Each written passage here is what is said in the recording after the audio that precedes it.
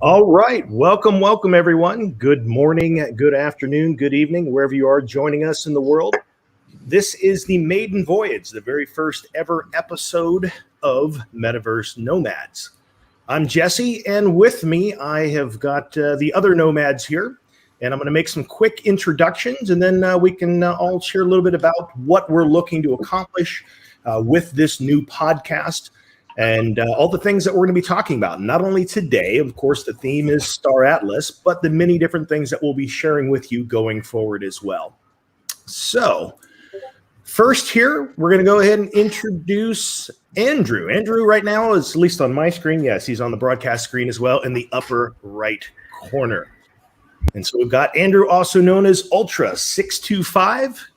Andrew began gaming over 20 years ago when his parents bought him his first Sega. I remember Segas. I had Segas, Ataris, all those early devices. We've also got, we're going right next to him in the upper middle. We've got Invest Geek, also known as Bonafide, an intangible asset nerd from Twitter. He spends way too much time playing MMOs and is a huge fan of these cypherpunks. In the lower middle, we've got Banjo. Ryan, also known as Banjo Samurai, Hand of the Queen. You probably need to explain that to some folks. Loves MMOs, first-person shooters, and anything Fallout related. Good morning. And then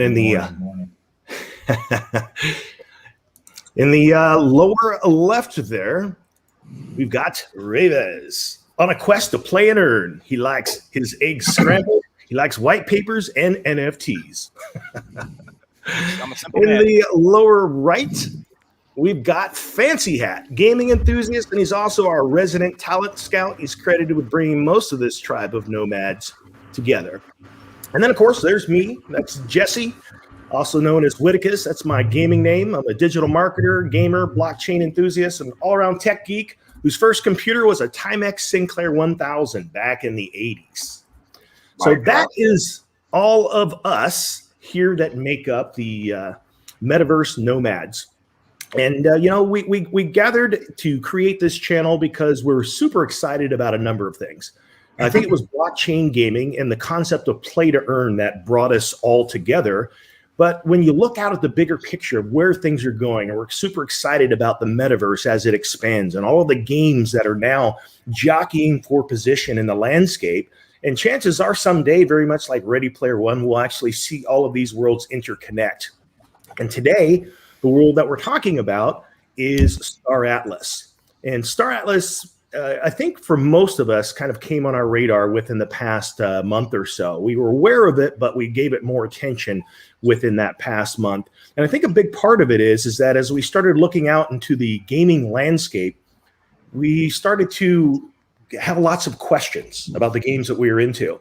And we found that so far, Star Atlas seems to be one of the models for how they are sharing information about their intentions, what they hope to accomplish, and lots of great artwork, lots of things that we can talk about and do what we do best, which is a lot of our theory crafting and conversations.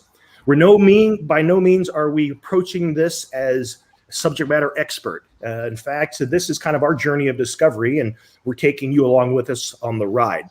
And we've got Bonafide, who's watching out for your comments today as they come in. And so if you've got questions as we're talking about things or things that you know that we don't, that you'd like to share, pull some of those things up. So it's kind of a way for you to interact with us as we cruise along through this. So a really good place for us to start today, since we have so much to talk about, is what exactly is Star Atlas? And the thing that helped us begin to answer that question was this thing, a 40-page white paper. Dun, dun, dun, dun. It had all kinds of amazing stuff in there about the tokenomics, about the economy, about some of the lore, about the different professions. And so it's a great read. There'll be a link in the description if this is not something you're already familiar with. And of course, it's easy to search on the Googles. The real question here as we get started with things is what is Star Atlas? How would you guys like to approach that?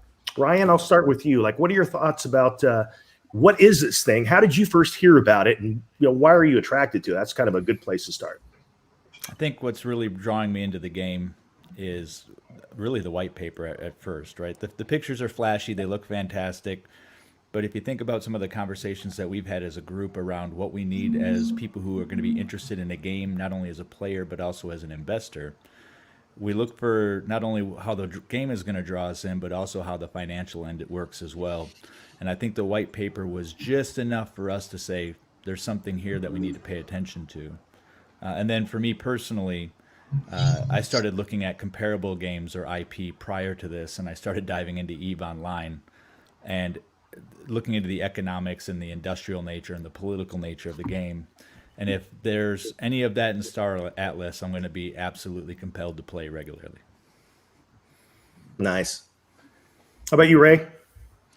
Yeah, for myself, it was the journey. I started with Axie Infinity, and then from there, you just start to learn more as you research or just check out other discords and projects that are promoting themselves on different levels. And the first place to go with any project really is a white paper. When you get down and dirty into the degens, the genet, of the crypto space, whether it comes to altcoins or just games in general. But so then I checked it out, and I was compelled to just learn more and read the white paper and to learn how the tokenomics of the game is going to play out. You watch some interviews because Michael Wagner, he's out there talking and advertising the game, and I was hooked. Oh, the first space game. So here we are. Nice. Andrew? I first got into it maybe around the same time you guys did. I actually really didn't know anything about it. Someone just mentioned it in another channel. I started checking it out. And then I started reading that white paper, and it was just a lot of good information. That roadmap that they have really, really stuck to me, especially that, well, we'll get into it a little bit later, but it's coming out at the end of this month.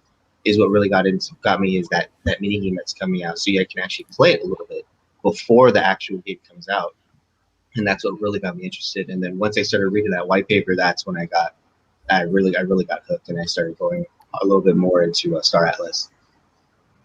Nice. About Fancy Hat? So to me, the question of what is Star Atlas is more about when you're asking that, because in a month from now it's going to be the mini game. A month from then there'll be missions. There's like a really clear and defined layout to their system that's quite attractive to investors, because that's what we are really looking at these games when we can't play them or see clear returns at the point of purchase. It's all about getting like a really defined decision before that point, and Star Atlas just it's a highway straight to it, pretty much. Absolutely. And Bonafide, what are your thoughts? And maybe also you can share a little bit about the fact that when you're looking at the white paper, they actually talk about how earnings and things can actually take place. You already knew where I was going to go with this. I mean, I'm a crypto guy and I'm a gamer, and this was the natural evolution that I've been waiting for. I kind of got out of gaming because the economics were predatory to the player, and I moved into crypto for the opposite reason. And now we're at this position where these things are going to come together in a positive way. And so I've just been hunting and looking for the first ones that are going to take off in the space. And Star Atlas, I mean, these guys are hiring economists. These guys are doing the white papers. They're doing the work. They're laying out what their economic model is going to be, how you're actually going to be able to play to earn in this game. And that's very important to me. I mean, you don't want to go out there and start shelling out thousands of dollars on a video game if you don't expect to see something happen with that. You're looking to build in these new ecosystems. And so like Ray Viz put us onto Axie, and then Banjo put me on to Star Atlas, and I'm like, okay, we got we got action in the space. We got things that are actually looking like they have a future, so I'm excited. Absolutely.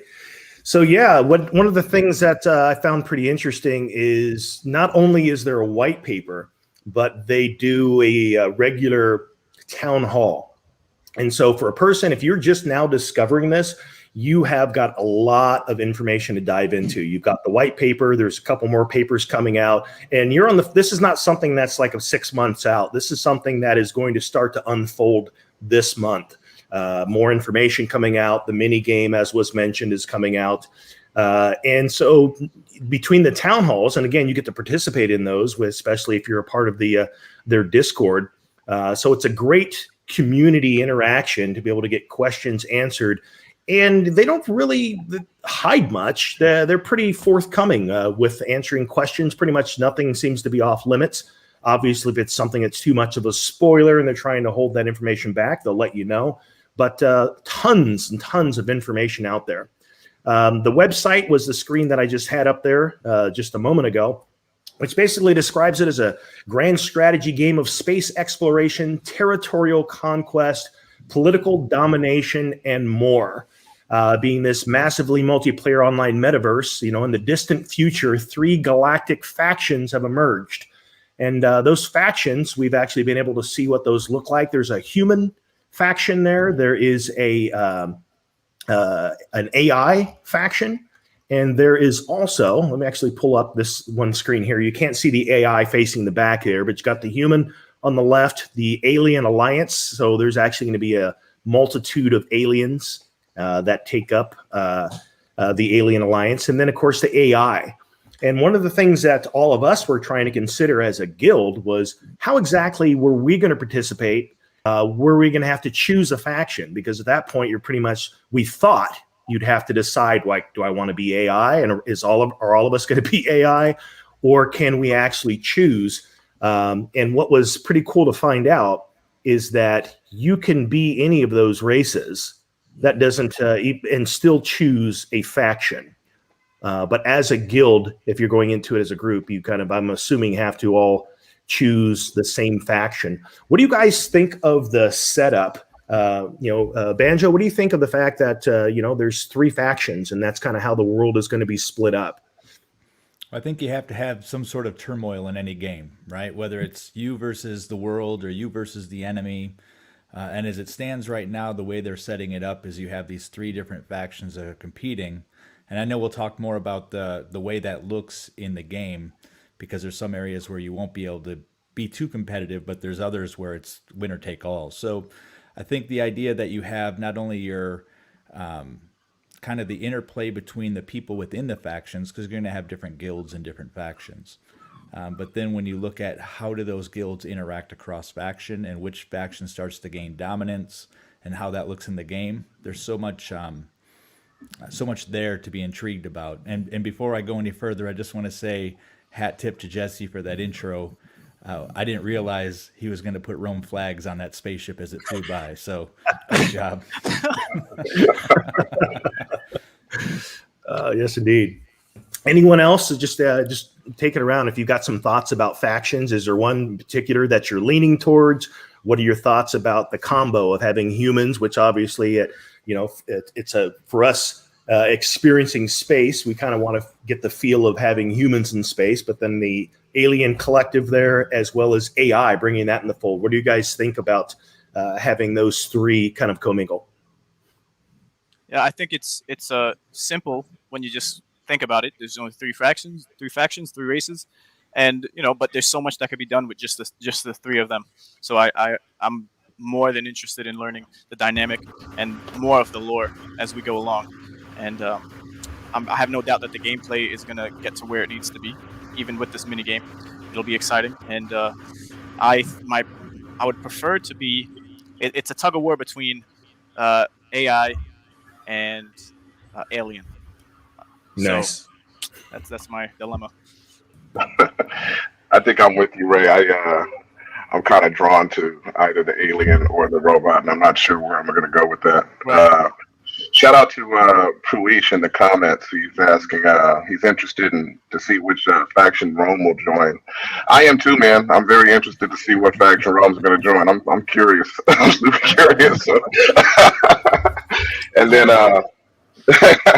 also Zorban, I believe I heard in one of the town halls about multi-faction guilds. Have any of you guys heard anything about that? I haven't heard it, and honestly, I think that makes it too vanilla. If there's no challenge or adversity or risk by joining a faction because you can join and play with all of them, what's the point? And it's only a lore thing at that point.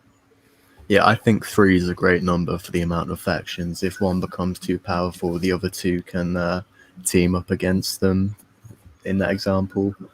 And also, they talked about how each faction, the amount of players like related to the other factions will depend on the amount of multiplier they get. So if there's less player in one faction, they'll get more money. So it kind of balances itself out in a way. I think they've handled it quite well. I agree with Banjo there on the comment. I remember playing WoW, and the factions actually, we hated each other. Horde and Alliance did not get along on any kind of message boards, on any kind of social media. It was always beef on site, and that adds something to a game.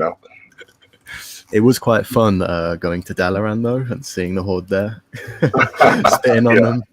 Yeah, that's great. We'd need something like that in Star Atlas.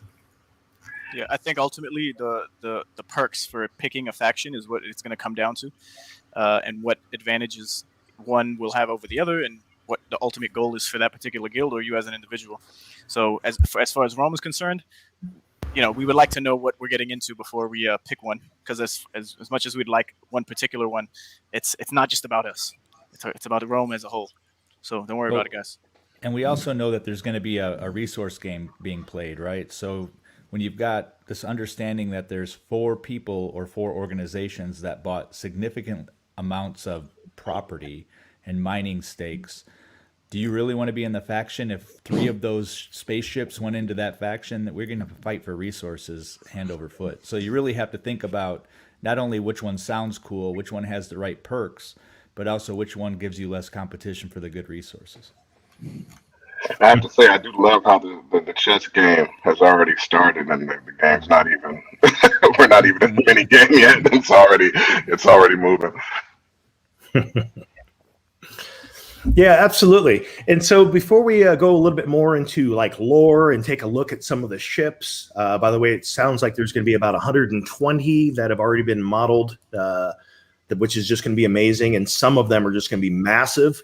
I tried to find a screenshot of the list of some of the the bigger size ships. It's floating around somewhere, but some are going to be like 5,000 meters long. I mean, that's like a city. That thing is huge. But I guess a good thing to cover real quick is just to kind of mention that this is the quick tech stack that's come straight out of the white paper. 3 key things to know about it. The fact that it is built on blockchain. I think we all knew that going in because that's kind of our focus for play to earn.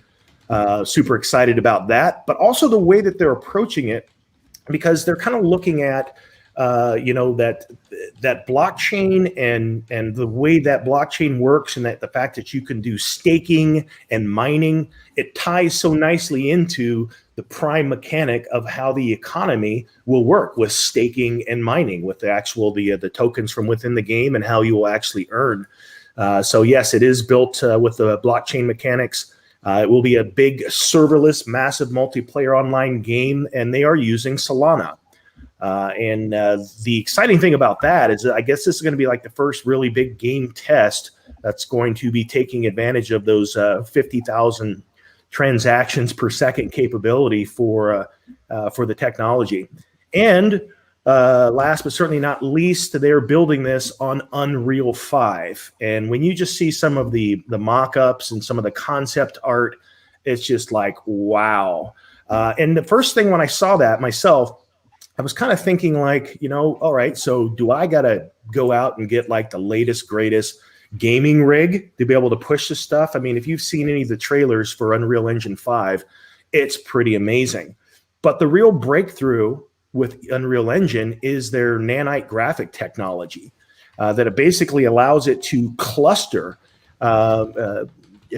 these triangle shapes into groups to be able to have lighting completely bounce off of each other and do it in such a way that it has much less load on graphics. So it's going to make it a lot more capable on a lot more devices, which is pretty cool. But the graphic potential is just amazing. So what do you guys think? Should from here on out, do you have anything you want to share about your thoughts on the technology, or would you like to jump right into maybe either some more of the lore of what we know, or perhaps look at some of the images? I think just from a compare and contrast perspective, one of the things that energizes me about this white paper is the group is building on an established chain. So there's nothing that we're not waiting for someone to develop a blockchain that this game works on or a side chain. They're already there. They're on Solana. They're pretty clear about establishing why they're there on Solana, and I think it makes sense. So it's exciting that they're not trying to recreate the wheel. They're just jumping into it and making it work, and with a very ambitious project. Agreed. Anyone else? Any other thoughts on the tech? Not exactly, but I would like to make a point that over one of the videos with Michael Wagner talking about the game, he mentioned Delphi Digital, who is a consulting agency for financial institutions and enterprise clients, and they help with the tokenomics and building out what that might look like with the governance and the utility tokens that would be in the game. So similarly to Axie Infinity, they hopped on and I guess are advising to some extent Star Atlas with their journey when it comes to the tokenomics, like I said. So that's something I looked at and piqued my interest as well. So Solana, fast, right? All the good stuff that comes with Solana, but even if you're on a great network that's not just on the Ethereum network, you still got to get some type of white paper that explains what's going to be going on when it comes to playing and earning, and what the tokens will be and what they'll be able to do. So that's my spiel. To that point, I also thought there was going to be some challenges getting, my US dollar into Solana and into buying assets. It was actually easier to do that for me than it is for buying my Gala stuff. And that's not a lick at Gala. Sure. There's always different ways to get to a certain, token, but it was seamless. Coinbase, right to a wallet, right to the buy. Yeah. Hey, Bonafide, do you want to throw that comment back up real quick? Sure, man. What's interesting about that, and as I was reading that, Jared, it's there's a couple of ways that we're approaching this. One is obviously the play to earn. We're gamers. We love this stuff. But for me, there's an aspect of this whole metaverse thing that kind of really hits home. I've been in the digital marketing space for quite a long time. And when I first was really taking a look at what I thought the internet was as a whole, I kind of feel like it's this reflection of collective consciousness. It was the first time we were able to collectively look in the mirror. It didn't matter where you were in the world. You could see what other people were sharing. It's probably really hard today to actually search Google for an original thought, to type something in that someone hasn't already considered. And it's this time where over the past 15, 20 years, we now are collectively on the same page. There's this big reflection. And social media was kind of the conversation we were having about what we saw in the mirror. But now with the metaverse, we're about to enter this new phase where we get to extend ourselves into this sandbox, this playground, where we can create something that is actually semi-virtual, because it's almost not so virtual anymore when you can create events and economies that have real world application and implication. So it really is going to be an interesting peek into what it means to be human and how we choose to express ourselves. And we probably will find that we may find some new form of governance. We might find some new form of economic mechanics that we later may say, hey, this is what we need to apply in the real world. So I just wanted to, every time I see someone share something like this about the metaverse, it's on point with kind of the things that I think about. Just to kind of segue off of your comment, Jesse, this comment kind of ties in there. We have a guy, Westbit, just saw this on Twitter. He pops on the stream. We're interacting with him live on YouTube. We're talking about video games we're going to play together and possibly earn money on in the future. I mean, it's interesting. Twitter's the town square. We got the games where we're going to be interacting virtually. We're making money. I mean, Ready Player One. it's here, man. It's right there. It's almost, you can almost taste it. And Yes, Discord indeed. is perfect for guild structures. Yeah. Yep. Discords have taken off too on that note, man. It's like prior to looking at play to earn mechanics and also some crypto projects. I'd never even been on Discord, and now obviously most of us spend a big chunk of our daily lives checking into it. So it is definitely very community driven, especially for projects like this to allow us to all stay plugged in. I can't keep up. I mean, it's at this point where I'm getting invited to servers that I have to deny that look like they might be interesting on a down day, but there's just too much going on. There is. Cool. So I think a good place to move to from here is to kind of talk about within the white paper. They talk about what, in their eyes, what the experience is intended to be. They basically talk here about, blockchain networks designed to closely mimic the basics for the genre of Star Atlas. Mining or staking is the core of how blockchain assets are proven to be legitimate and tangible. So people basically are able to set up mining and staking nodes and plug them into the blockchain. And that's kind of a hybrid of what Star Atlas closely mimics. And so they've kind of broken this up into 4 ways to look at Star Atlas as a hybrid space genre game. The first of which, of course, is they have the grand strategy. And that's kind of the big high level view of everything that is, you want to stake your claim and expand your empire. Install trade routes, as we already start doing our own theory crafting, like how are we going to approach this? Do we want to build a space station? Do we want to be someone that's out doing merchant hauls? All different ways you can approach this, but there's going to be a need for having offensive and defensive tactical plans in different ways, essentially to chart the unknown regions of space. So you have this big, grand strategy layer, and then you have the exploration side. I mean, maybe you don't want to be tied up to a space station. Maybe you just want to get a really fast ship that's got some cloaking and some ability to kind of ping the unknown and find some cool resources and places out there. So there's the exploration part. There's the role-playing side, where, that's kind of where you're actually, maybe you are a miner or someone that's hauling cargo, and that's kind of like your whole career. You maybe, the CEO was talking about how there'll probably be some people that never even leave a spaceport because there'll just be so much going on socially and things that they can do there. And then if that wasn't enough, that fourth piece is space flight simulation. And they're actually going to be engineering this so that you'll be able to have full immersion into utilize equipment like flight decks and throttles and multifunctional button control panels, heads up tracking, and even VR headsets to be able. You're going to have some fighter jocks out there, some people that as a guild you're probably going to want to hire because they're the guy that's going to be able to navigate their way, kind of like the Millennium Falcon, kind of smuggling stuff and going from place to place. So there's so many different ways for whatever's right for you to kind of approach this game. What are your guys' thoughts on when you think of what makes for a fun game experience in space based on kind of like these 4 different things, whether you want to be political and play in the power struggles there, whether you want to explore, just be a miner, or even be like a fighter jock in space? Like, what rings out for you guys? Yeah, I think you want to go ahead? Go ahead.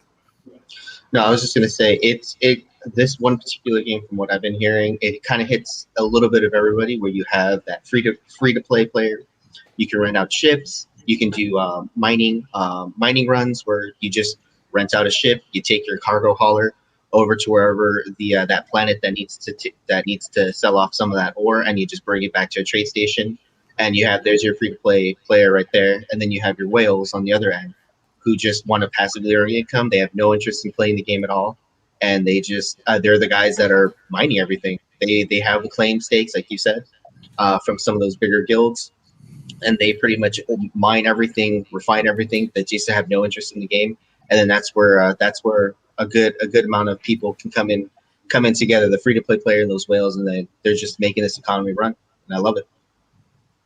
Yeah, to that point, they're hitting it. They're hitting the angles. They're hitting what you would like to do at all angles. So they're covering all the bases when it comes to people's interests, it seems. And I think a lot of NFT games that are coming out will have to do the same, because there's going to be many ways to generate an income or to build up your reputation to become whoever you want to be, essentially, in the game. to either make money or just to have fun and explore and to socialize with friends. As we heard that there'll be live DJ sessions, right? Just like there was in not Fortnite, um, or was it Fortnite?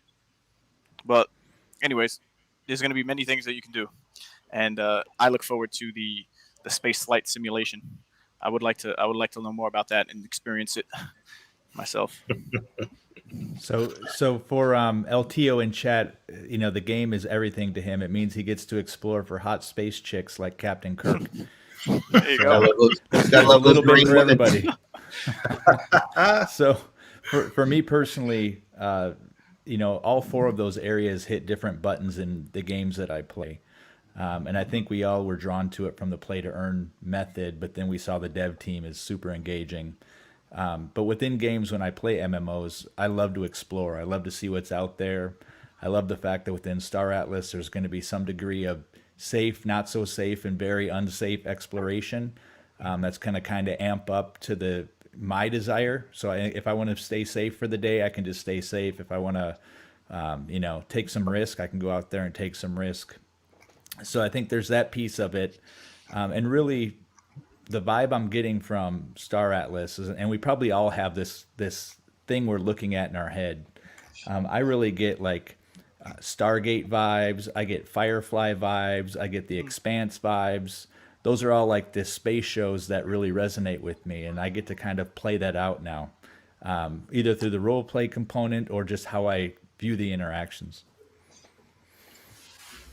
Nice. Yeah, I think you and I were talking about this yesterday, Jesse. Both of us love strategy games, right? So that's the real kicker for me, is the idea that you can go out and explore and create an infrastructure where you're providing whatever goods and services, to other people. So hopefully, Jared Thompson will be doing a lot of business here in the near future, my friend. And also, like Banjo, I like to do some exploring on the side. The idea of just discovering all of deep space, just sounds really interesting to me. And then can I just throw in one more thing real quick? Is for those people that let's say like people that play Axie Infinity on scholarships and that's their day job. Even if you don't have your interest in playing the game at all, they did also mention that you can play the game and never fly a ship. You don't even have to even jump on a ship. You could live on, or you could work and live on a space station as a gas attendant, and that's your job. And then you can be playing Star Atlas, fueling up ships all day, and then you have on your mobile phone playing Axie Scholarship, and you're just raking in all the cash. And I think that's also, even though some people like, whether you can't afford it or it just doesn't interest you, and it's just a job it's a job for you. Like I also find that was pretty interesting, where you don't even have to play the game. Like the game is about space and to fly and explore and find all this stuff. And it's like, nah, I'd rather just be a gas station attendant. I'm good. Bartender at the Intergalactic Cantina, Yeah. Nice segue from what you were just saying, Ultra, about just living in these space stations. My man Michael from the chat, I want to run a casino in a space station and literally never set foot in a hallway. I'm with you, Michael. You and I, man, we might be going at it on the crab tables, my friend. Let's hook up with us. Join the Discord. We'll talk it out. Yeah, and then actually, that's what Michael, for the CEO, actually also said too. Was if you can make the smart contract out of it. They might not, like the game developers themselves can't do anything about gambling, but if a third party comes out and it's like, hey, just made a crap table NFT, or they made these smart contracts so you can play craps or cards, they'll do it. Like they didn't make it, it's not going to be on them, it's going to be on the other person that made it. But if they said, if you can do it and you can innovate it, and if they find it interesting, they'll throw it in the game.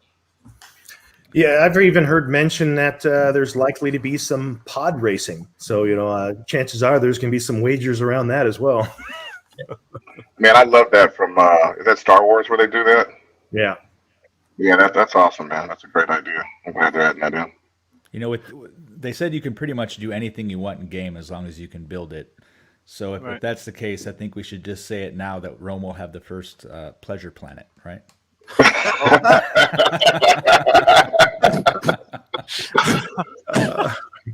Oh, Boy, oh boy. We'll call it Brothel 1. A brother. Welcome to Brothel One. You're clear for approach. Open up what? Okay. All right. Somebody breathe. Here we go. So let's see here. What do we got? Yeah, between Axie Infinity and Illuvium Star Atlas, you will never be back in Wage Land again. You know, and the space is truly just getting started. We're in the infancy of what this is to become. But as we've seen technology unfold, we know it's exponential. It's not linear. So this is just going to be an aggressive unfolding into all of these things that we're just seeing getting started now. So, yeah, go ahead. I just wanted to jump on that right quick, Jesse, as the cypherpunk enthusiast of the group. Jared, you definitely want to remain awake politically as you start talking about things like this, because you know that is one of the threats to NFT gaming is people being able to make this income outside of the current systems, right? And so that could be a threat to the current systems. And so all of us always that are passionate about this space need to be awake and aware to make sure we're protecting it. Yeah. On that note, we're also going to see an interesting potential dark side unfold. And so that's also, you know, be aware that as there's real assets involved in this, you know, keep your security tight, you know, keep your privacy in check. As we're kind of gearing up looking at this, we're looking at some of the past games that might give us a clue, because I personally don't have a whole lot of experience with space-related games. And so we were looking to Eve. And so one of the big pieces of information that pops up, there's a few, and it's some of the in-world controversies, you know, about the big betrayal in one of the big guilds in Eve, where like overnight someone jacked $1 trillion of their in-game currency. Well, guess what? That trillion was worth like about $20,000. If that was the same thing happening in a game like this, we're talking many millions of dollars. And, you know, people can get sketchy over that kind of thing. So, yeah, just that's something to be aware of as we enter this semi-virtual economy, is that it has some real-world implications, though. That being said, Jesse, for all you new gamers out there, in our Rome Discord, we have a crypto one-on-one channel, and we'll be filling that out with it's brand new right now, but we'll be filling it out with little tips and tricks, little videos for you guys to protect yourselves. So make sure you guys are engaging with that and paying attention to stuff like that. We'll try to help you guys stay on the cutting edge as far as hardware wallets and things of that nature. I'm sorry, Daniel, go ahead. Oh, no, I was just going to say this is why in Rome we don't have any Julius Caesars. We're getting ahead of the drama. But I also think that as I was reading how that drama unfolded and how the betrayal took place, and it was basically because a lot of people had the keys without a smart contract. So smart contracts are going to prevent a lot of that rogue madness. There will still obviously be some ways that people can do some pretty hardcore betrayals and things like that. But at least we'll have on blockchain, you've got a lot more that you can do to kind of keep everyone honest and have some agreements that are, you know, pretty firm based on smart contracts. Yeah, the DAOs and the DACs are really going to help. I think it's going to make a lot more people feel safe with some of their investments. I can't imagine with what we've read about Eve and some of the account trading and stuff that had to take place just because of the game was going. I can't imagine that anybody would be that loose here, because you're right. It could be millions based on what we're seeing from the assets so far. Right.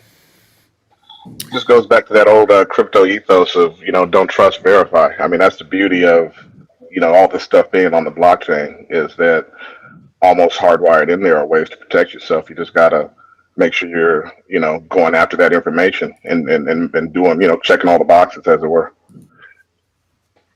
Absolutely. So something you mentioned a moment ago, Banjo, was about zones and faction zones. And so I think that's a good thing for us to talk a little bit about here. And this is straight out of the white paper. And so when I first heard about this, knowing that I'm not a really experienced space game player, and the fact that there's PvP involved, and the whole idea of, hey, man, I just went out and spent thousands of dollars on a ship First day, man, I got that thing straight out of the car wash, drove it out into deep space, and got jacked. Energy gone. That does not sound like a good experience. And so what they've done to kind of have it so that you have all different levels of adventure, he says here that new players choose a faction and start in a faction secured safe zone. This allows the player to explore all the basic functions of the game except destructive-based gameplay loops such as rescue, combat, and salvage. Once the player is sufficiently confident enough to venture out, there's a medium-tiered safety zone that is secured by mercenary groups. Combat is now allowed, but your assets will be reset if destroyed. And the final distant zone of Star Atlas is a wild frontier where full combat and destruction of assets is a permanent event. However, only a portion of assets in combat are destroyed permanently. For example, the results of a destroyed ship in combat is that the ship asset is decimated into components, scrap, escape pod crew members, and a certain amount is lost forever.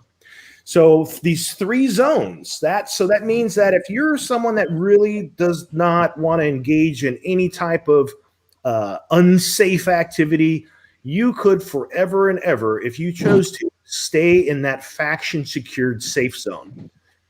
Then if you venture out, I read somewhere else, I think within the white paper, that in that mid-tier zone where you can, your ship can be destroyed, but it's not a permanent destroyed. It just resets everything to 0. And there's going to be mercenary groups that kind of patrol that area. So it's kind of like you can cry out for help. and there's another thing that I'm not sure if it was in a town hall. And also you guys share some things you might have heard on this. But I like the idea that if a person is set to non-aggressive, they get kind of a buff for shield. It makes it harder to destroy them if they're not also set to aggressive to be able to fight people in that mid-tier zone. So this makes it a nice way for people to choose their level of adventure, their level of risk and reward. What do you guys think of this? I think it's got a little bit for everybody. I see as the game begins, I see people trying to populate the safe zone as much as they can, and then trying to bump out into the medium space. And then eventually, once you gain enough foothold in the medium space, if you're trying to establish yourself as a supply line, then going out into the deep space where it's a little bit more risky.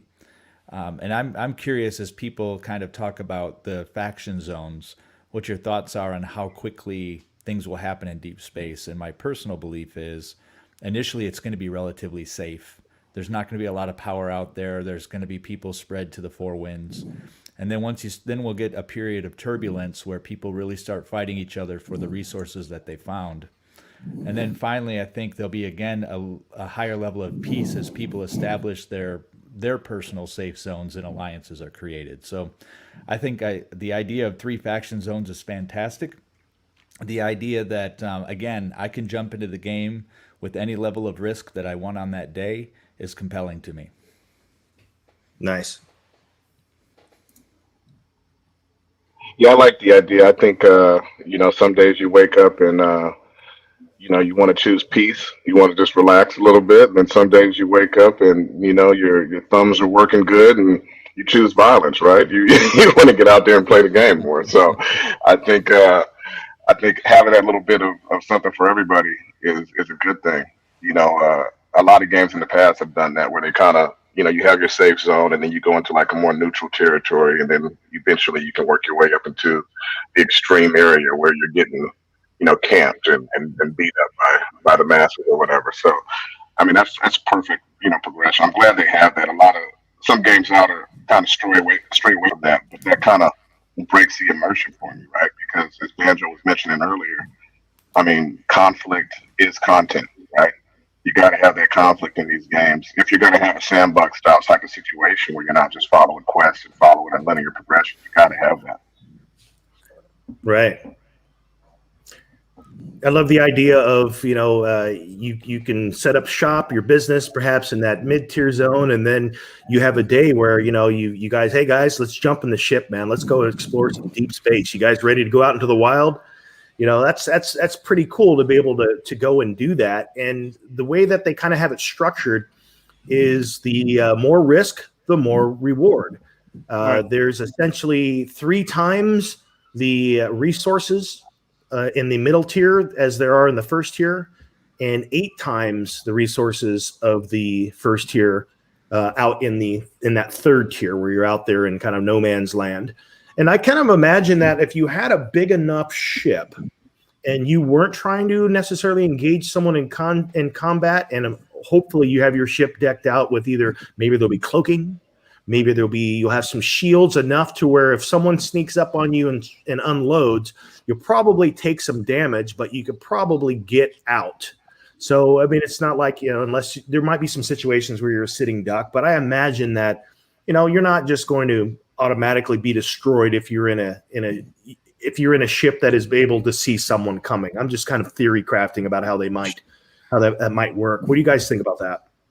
Yeah, I think depending on the profession someone chooses to go down, let's say it's a casino builder, right? Mm-hmm. If you're going to be able to mine resources, and the amount that you receive from mining increases the farther you get out, and if you're just one person, it's probably gonna take a while to build out the casino that you see in your mind's eye for how big it's going to be, and it might take a while. We just don't know exactly any of these figures or timelines when it comes to building. But being in a guild would definitely, without a doubt, even if you're only in the 3x zone, right, the second region of the zone, you would probably make more headway with a group of people, right? Even if it's just 5, if you're just all focused on building out a casino, if that's what you wanted to do. So with this in mind, in my opinion, your profession will dictate what you're going to be doing. As far as like resources are going to be a part of everyone's profession, depending on whether you want to buy and trade or just be a mercenary and sell what you've received from other people mining, right? You're going to obtain those resources and sell them, or you're going to want to build something grandiose, and that's going to take a whole bunch of time and effort as far as mining the resources to do that. So seems like being in a group would definitely have a greater experience down the line when it comes to playing the game. As we're talking about this, I just had a strategy come to my mind that I wonder if it would pay off, and that is, we know that the deep space zone has ×8 resource generation, right? So if you bought like a level 1, the ship that could get you out there, the cheapest ship that could get you out there with the cheapest mining claim and the cheapest spaceship, maybe you're in for $150. How long could you have that running to pay for itself, and then just let it run until it gets destroyed anyway, right? Is there a way to go in and just know you're going to lose your initial expense, but still pay off in the long run? It's a good question. And what happens if your ship does get destroyed? Are you just kind of like in an escape pod sitting out there in space with a distress signal saying, someone come and get me? Possibly. Right. And then there'll be people out there doing that job. Right. Because that's definitely going to be something that probably happens. And then let's say you make your money back, you could just, that NFT for what it was is going to be destroyed, but you'll be able to just buy off the market the secondary or the ships that are being sold by Star Atlas themselves. You'll just be able to buy a new one and still be in the positive and just keep building and building that casino, if that's what we're talking about for this example. But yeah. I like that idea from one of the town halls I was listening to, where they were talking about people doing that as a profession, Jesse, the like the record guys that go out and rescue people and be on like a public rating system, to where if they come out there and they actually end up robbing you instead, like that gets known, and at the same time they can build up a reputation for being great guys that pull you back to the safe zone or whatever. I think that's awesome. Got Sanford John's junkyard in towing. We're trying to get away from social credit scores, and here is Bonafide advocating for them in the game. You're right. Maybe it's just at least going to be a deep space Yelp, There you go. What would Deep Space Lift be called? Rescue. Funny enough, Joe, I was listening to a podcast one point where they were talking about how on the darknet, because of the reputation system, it was actually safer in a lot of ways than public consumption, because those guys took their reputation so seriously. Because in those kind of unethical formats, that's all you had is your word. So it's an important thing in these kind of situations. Yeah, and that kind of fits some of the bounty hunting or smuggling like lore of different space IP, right? There's always this gentleman's or scoundrel's trust, right? That it was based on your credibility. Right. I, Or like we even think- saw within Mandalorian, they had guilds and bounty and reputation that all played a role for sure. Yeah. Bonafide, you brought up that comment, and I think that it's really interesting when I look at it from the economic standpoint in the game. And I brought this up privately with some of you, that I think it would be cool for different guilds to take on a different economic, ideology, whether it's capitalism or anarcho-capitalism or communism, and really try to adhere to the tenets of those economic systems to see how they show up in the metaverse. I think you're absolutely right. I think that there's a huge opportunity for the metaverse to be a sort of testing ground for where we can go as human beings and how we interact with each other. And it'll happen a lot quicker and safer in the metaverse than it would happen in the real world, right? So I think that's a great opportunity that people should be taking advantage of. The training camps for sure. Absolutely. So I think a good thing for us to do right now is we've been talking a little bit about some of the mechanics of the game, just high level stuff. But we always seem to have a pretty good time taking a look at some images, some drive-by of images. And so I'm going to start pulling up. I'll start with some ships. And just anyone, just share your thoughts. What do you see? What do you like about it? What are your thoughts about what it might be, what it might mean? What are the developers sharing by, and what do you think their intentions are behind sharing these as concept art? And there's a lot of great stuff out there. So let's take a look at some. That's their refuel repair ship. I know that one for sure. That's meant to refuel capital ships. And that's it. Pierce Council. So I'm assuming that's a shipbuilder of sorts, because I see that show up on a lot of ships. And I'm not sure if this guy's in a showroom swiping through models. Actually, that would be pretty cool if that in the game in Star Atlas. Right. That's how you show off your ships, and then you just go up to a hologram, and then you can check out the specs, see what it looks like, and then just right there click on it. And there's your smart contract, and you just bought a ship, and now it's your NFT. Yep. Choose your it is very colors, interior, accents. I read the fine text or the fine print on this picture, and it appears that it can be kitted out as either a mobile fueling ship, like was said just a moment ago, and also a mobile repair ship. So it seems like this is your ship that you take out in your fleet, that you have on the battlefield to kind of do in-flight or in-mission repair and fueling. Nice. So is this the one that would be used as a wrecker as well, to like salvage and stuff like That's a good that? question. I don't know. It seems to be being positioned as a fuel ship first and a repair ship second. So I think salvage ships would be not need so much fuel, right? They would need the fuel to get out there into deep space. Right. Yeah, it says it makes it one of the most necessary strategical ships for long space battle. Yeah. So interesting. Yeah. So, I mean, when you think of the scale of how you're going to have to plan strategic battles in space, it comes down to resources as well. I mean, fueling your ship, repairs, all that sort of stuff. So, yeah, it's interesting to think that there's going to be people that just specialize in that. You just brought up something that's pretty interesting, because I remember in the Navy, I don't know if a lot of people know this or not, but the ships actually move in these groups, right? And they support each other. So you have like amphibious ready groups that move, and there'll be like these 3 big vessels, and then you have the carrier groups that are like 10, 12 vessels, with the submarine and all that going with them.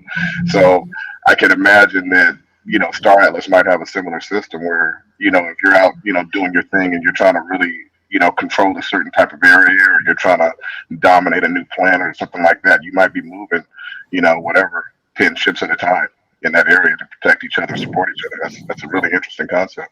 We've talked about with other games kind of having a logistics pipeline and really setting those up to be robust and supporting the guild or the clan.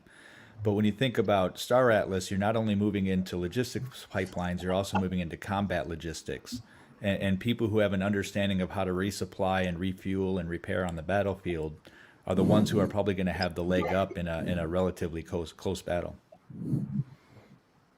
It also makes me wonder when you look at these ships, like, can a single person fly this? Do you need a crew? What does that look like? Are you not able to, what if your crew is not available? Is it going to be NPC crew that can step in? I'm curious what the mechanics of being able to take a vehicle out like this are going to be. What are the requirements? Now, I did hear them mention in the town hall that we would have NPC crews, right? Is there like a number of crew members that we all get, or how does that work? Do we know? Well, I know that from one of these town halls, you'll be able to salvage crew members from ships that were destroyed, either by your Right. hand or by someone else. So you'll be able to increase and I guess I don't know if there's an infinite amount of crew members you can have, but there must be a capacity for any particular ship. So We got to get that on an AMA one of these days. Yeah, I'm getting the Sure. impression that it can be either or. I've heard some mention of NPCs as crew members, but I've also heard mention of people working their way up and earning money by being crew members. So Right. I'm hoping there's a hybrid there, because the idea of having like 10 people that you operate a spaceship with, and that's your income and your livelihood, there's something there for me. I seem to recall somewhere, and I don't know where I read this or if I heard it on an AMA or a town hall, was that there is also some type of bonus offered if your crew went to the same academy, and then also for amount of time that they've served together. That's awesome. Yeah. I love that. Think about every space show we've ever seen. The crew is always the crew, right? And they interact with each other. They work. They fight. They do everything together. The idea that the game is actually going to pay attention to that mechanic where people get more in tune with one another and support each other better, I think that's awesome. Yep. Yeah. Yeah, actually, here it is. Here it says crew members that train together in university or previously on ships will buff each other when placed on the same ship's crew, and crew continuously builds up a shared touring duty and receive buffs over time. That's pretty cool. I'm getting heavy Star Trek vibes from that, man. That's super cool. Right? So I'm curious. I know this is a little bit off topic, but you just said Star Trek. I'm curious what vibe they get from the game. Like, what space show are you comparing it to when you think about it? No particular space show, but the game Mass Effect comes to mind. So that game was a pretty interesting game when it came to you could make decisions based off your main character, and there would be a response wheel that would come up, and your interactions with players would change according to how you answered the questions. But it was all space themed, and if you guys don't know about it, not to talk too much about it, but that's what the concept of wanting to do more in that game always appealed to me. And at the time, you're restricted in this linear fashion where you can kind of work around with what decisions and responses you choose to then progress in the game. But the game itself was pretty much structured in a way where it is what it was going to be. And your imagination gets the best of you when you're playing these types of games when there's no real world economy inside of it. Just it was what it was. It was. It is what it is. But yeah, Mass Effect is what it reminds me of. The show that it reminds me of is The Expanse on Netflix. No, Prime actually, because it has it doesn't have like alien races. Oh, but it's got like humans in Earth, space, and Mars. So there's like 3 factions, and they're all kind of at war with each other almost. So yeah, that's what I think of, and it's really good. Yeah. One that comes up for me other than Star Trek, and one that actually had an amazing cult following and ended far too soon, was Firefly. Yeah. The reason I ask this question is because if you think about the way you look at your different space shows, you look at kind of the universe differently. So with Star Trek, it's kind of this utopian ideal. And with The Expanse, it's the gritty real world of human nature. So I'm really curious how it shows up differently. And are they going to show up differently because of how they're viewing it? All right. Yeah, I think you're right, Zorvin. He says, just reminds me of a better version of EVE Online. I think if blockchain tech had been a thing when EVE came out, EVE would have been amazing, right?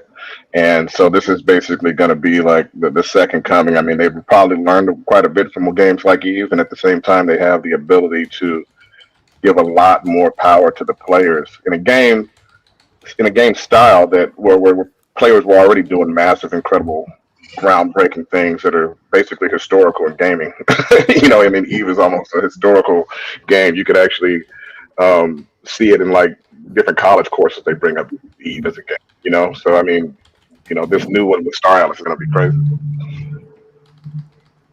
Yep. Indeed. So this is another ship here, and it looks like it's listed as a cop.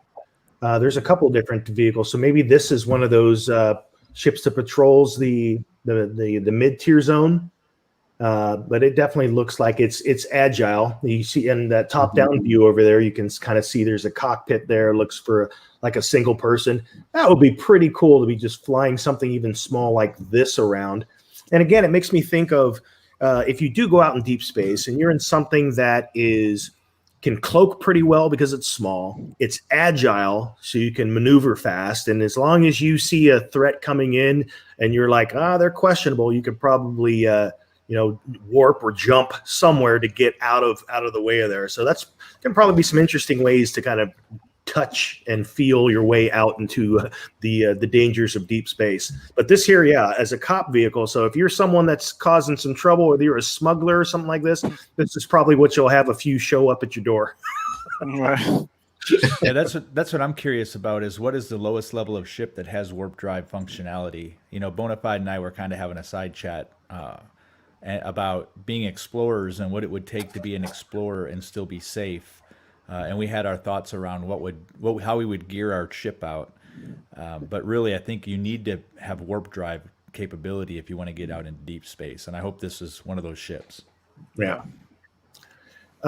Pre-wish, my guess is that you can't steal ships because the only place that you could lose your ship would be in deep space. And I think that is usually due to destruction rather than it getting jacked. But who knows? Maybe there'll be some means by which you can enter smart contracts where that's a possibility. Yeah, that could be a GTA style SDK game build where you could just be in your spacesuit and take someone out of theirs and just jack them. Yeah, I agree with Ray and I agree with Pruish, man. I mean, as soon as I saw this ship, I wanted it. So, I mean...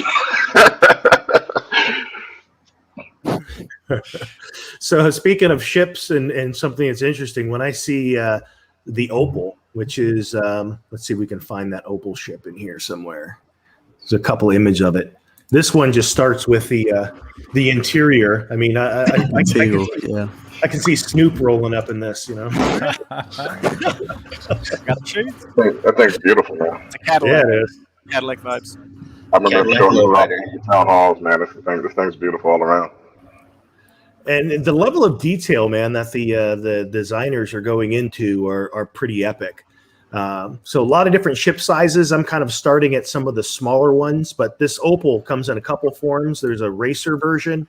Not this one. This is I'm not actually sure what kind of ship this is. This is more like a bike, something you'd straddle and ride. Which also raises the question, I guess, if you were to ride this in space, you'd actually have to have a self-contained like spacesuit or something. Or maybe this is just something you ride within an atmosphere on the planet. So maybe that's it. And there is some concept art of them driving of riding around on a jet bike.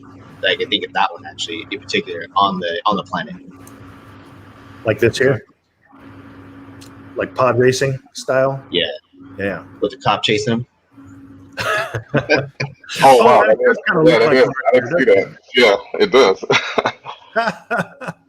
I think they did mention that any ship can go into outer space. It's more about the amount of fuel it can carry. So if you have a very small ship, you could maybe do like the jump from a planet to a moon. But trying to go like further than that, you'll just get left in the middle of space with no fuel. That's an interesting concept because that means that, you know what, if you're saying I'm going to go to this place that's been charted, or maybe you only have a map of it, you kind of have to plan your journey and say, okay, where are we going to refuel? Yeah, it would make the term gas literal again in blockchain. Good one.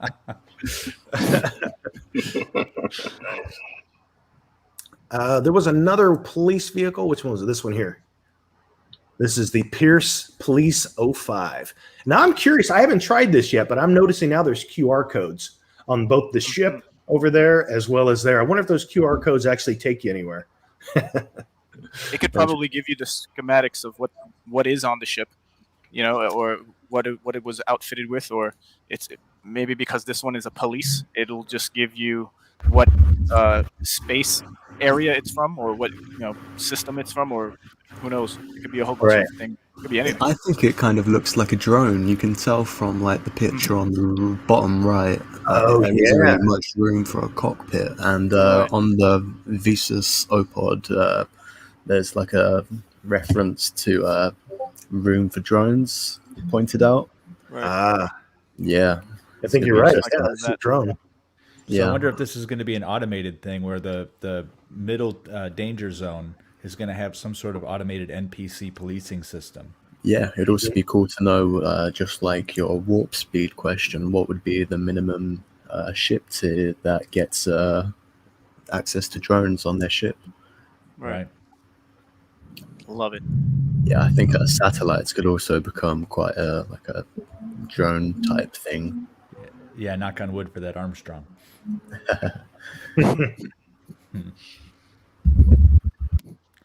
Star Atlas, number 1. We agree, Patrick. We agree. Yes. So getting into some larger ship sizes here, coming up just a bit. We've got, what do we got here? Okay, so this is just another one that looks decked out. I can't tell if it flies or if it's something that sits on the deck of a ship, but it definitely brings some artillery. That's a great point. It's called a hull tank, right? And I see that it has legs. So to me, this is probably some sort of mobile vehicle that lives on the outside of a ship. Yeah. Oh, to that note, you know what? I think we actually have, let me see, is it this one? Yeah.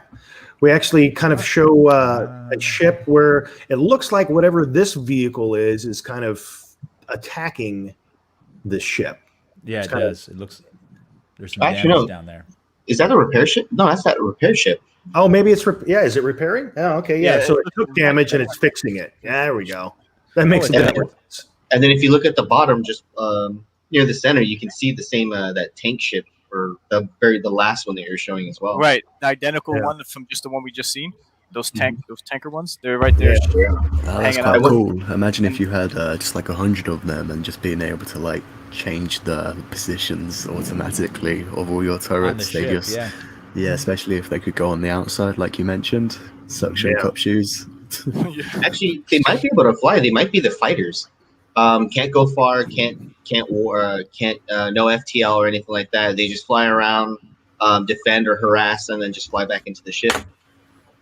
Well, that's a possibility, sure. I think because of the scale of the size of these ships in this photo, I think those tanker ones would be able to fly, but just to a certain circumference around the ship. It's more to like maybe reposition, or because they're obviously not fixed in that one position and can't be moved, or maybe they'll just be able to go around and protect you to some extent, but not too far out. Who knows? I've never seen that in any space, movie or TV show where there's a mobile tank that goes on the outside of the ship. That's pretty novel. And maybe they're manned by actual team members, and they're not automated. So we would know. I would like to see both. They can be automatic, or you can get on there and do what you got to do with them as well if need be. This one kind of shows a showroom. Another showroom.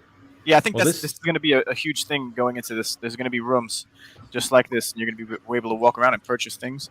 This wouldn't just be simply a museum. As I understand it, this is part of the mini game. So if I've understood correctly, you'll be able to go in and kind of do the shipbuilder piece, and then there'll be the ship showroom piece where you can kind of see your work. Right. What's interesting about this picture to me is the ship in the back to the right there. It looks like that repair ship we were just looking at on the other picture. It does, yeah. Mm-hmm. And you got a person there that's able to swipe the screen in front, and and I'm really curious to see how in depth they go with modules, because I think in terms of like when we just saw that big ship out there, if you're going to engage, let's say that you're the aggressor and you're looking for opportunities. Maybe you're just like, like on the early Ultima Online where you had people just camping outside of town waiting to jack folks. Maybe you've got people sitting out there with the salvage capability waiting for the unsuspecting to enter deep space, and then they attack them. But then the question becomes is it easy to detect a ship's capability? Like, can you scan a ship and say, all right, don't mess with them because they can tear us a new one? So what are some of those considerations, for like whether someone chooses to engage you? Is it worth it if it could backfire on you? There's going to be some interesting considerations. Right. Yeah, hopefully the ships they have enough variability for us to really make them our own. It would suck to fly through the universe and see the same looking ship. I know they're doing decals and they're doing colors. I think what's interesting is when you look at some of the exclusives from the poster sale, is some of the NFTs are ship emotes. So what is a ship emote and how does that show up? Yeah. So this one goes up a bit in size. You can see kind of the scale. There's a being of some sort under the front of it. And then you can lightly see someone in there in that transparent part of the front. So this is a bigger size ship, certainly not one of the largest, but it's and it's got a couple things on it there where it looks like you can launch some drones down from below. It has some stealth capabilities on it. And it's got a data collector, so it's able to do some sensing. So you see all those antennas; those look like they're potential upgrades for sensing things. And then you got an observation platform there as well. Maybe that gives you can kind of scan a planet and kind of see what resources or an asteroid to see if there's anything worth mining. So this is kind of an interesting decked out ship. This might be Banjo's ship. Yeah, this is the ship that as I talked about exploring space, you need warp, you need cloaking, you need sensing. It's funny you said that, Ultra, because in the back of my mind, I'm going, okay, this is the ship I need to look at to do what I want to do. And then I know for a fact that one thing that they are saying that's going to be big, or at least they've been hinting, is scanning. So and that's actually a job that they have in Star Atlas is scanning, and they're saying if you can scan a ship in the middle of a fight, you can find their weaknesses, or you can find where their shield generator is, take down that shield generator, and then it makes it easier to take down that ship. Or scanning a planet, you can find the more valuable resources if you're really good at scanning. And this ship just kind of confirmed it with me with that observer node that's in the very front bottom of the ship under the cockpit. Thanks, Ultra. Now I know what my job is going to be. I gotta focus on being a good scanner now. That's it. You could go the No Man's Sky route of scanning your eyes out and your brains out. That was a trip if you ever played that game. Man, it sounds like such a major undertaking for the mechanics, all of this, and because none of us are really too familiar, like with our own personal EVE gameplay, or maybe did you play EVE a bit, Ultra? I played a little bit, but this was back in 2011. Yeah. So it was still pretty big. It wasn't. I don't think what you guys are talking about, where $1 trillion worth of the in-game credits were stolen. I don't think that happened yet. But when I was in there, there were people there. I knew there was this couple that was a shipbuilder, and they were making a couple $1,000s a month just building capital ships. That was their one job. And they were like the people to go to whenever you wanted a ship built. Nice. And I want to say I think EVE was only out for maybe 4 years at the time. But yeah, I haven't played it since then. But from what I know, like this game, as soon as I saw it, reminds me of EVE. It's just on a whole nother level when it comes to the economy. Yeah, for any of you watching that are really familiar with EVE, or if you know someone that was a hardcore EVE gamer, I think it would be great to have someone on the show and talk a bit about like what mechanics have already been in place in a space game. So at least we know what the baseline is, because man, when you think of all of the underlying game mechanics of sensors and warp speed and the artillery for combat and flying vessels, it'd be nice to know like what has already been done, and to get an idea of what they're just kind of layering on top of what is, what's already taken place. That'd be really good, I think, to have someone on the show that kind of has that background and experience with the previous space game. Because I can tell you right now, for sure, they had security zones, but they had 10 levels. So level 10 was, I think any level you can get destroyed, but level 10 was maximum security, while level 1 was no security. Mhm. And if you got destroyed, you had your escape pods that would just take you straight back. But if you destroyed those escape pods, you were kind of screwed because all of your skills went away. And if you didn't have a clone, you started from ground zero, and it sucked. And there was people that kitted out their ships to destroy your ship, and then send out a massive pulse to destroy the pod right afterwards to like ruin those people. And it was brutal. insane. Like the mechanics are coming when you're in level 0 or level 1 areas. It was pretty bad, but they had the mining and all that other good stuff. And yeah, I wouldn't be surprised if the team took a little bit of their of what they wanted in the game and then took it into this game. Just took the best parts and then just made it their own. Makes sense. So this here in this image, we're basically looking at an interior. And again, these are work in progress mock-ups. So we have no idea what the actual game experience will be. I still don't even know if it's if you'll be able to go from over the shoulder to bird's eye, or like what will be the mechanics in game of how you navigate a ship. Will you just click to go to a center, or will you actually have to navigate and walk your way there? What will the experience be like in VR? Will it be top down? But man, the concept art really goes a long way of demonstrating that this is a AAA game that's in development for sure. Mm-hmm. Yeah, I see 5 seats there. If we could get 5 guild members in one ship doing things together, talking about the teamwork that would be built out of that, it'd be fantastic. My hope, and they talk about the Unreal Engine quite a bit and piloting ships. I hope you have a chance to do first-person flying. Whether it's doing supply lines or fuel or even getting into battle, the idea of wearing a VR helmet and flying around the metaverse is fantastic. Have any of you guys played Bridge Crew on VR? Star Trek Bridge Crew? Man, I played that a couple years ago on my VR rig then, and it was such a fun experience because you've got someone that's kind of like doing the scanning, someone that's doing different functions on the bridge, and then the person that's playing the captain. And that was like the first experience of having that teamwork set up to actually navigate somewhere and engage in combat and or evade.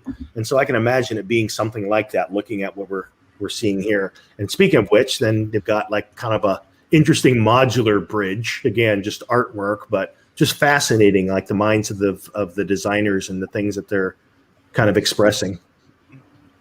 Sorry, Bonafide, just one quick comment. If they achieve this, they've got a gold mine, in my opinion.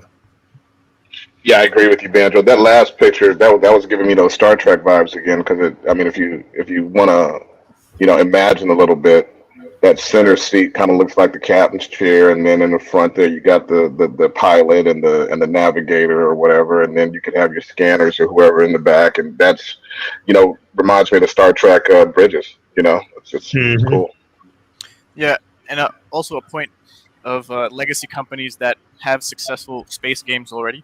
You could have money, and you could have the most money out of any other person or company in the NFT space building out these types of games, but essentially it's the quality of the developers and the people who are behind the structure of the in-game economy.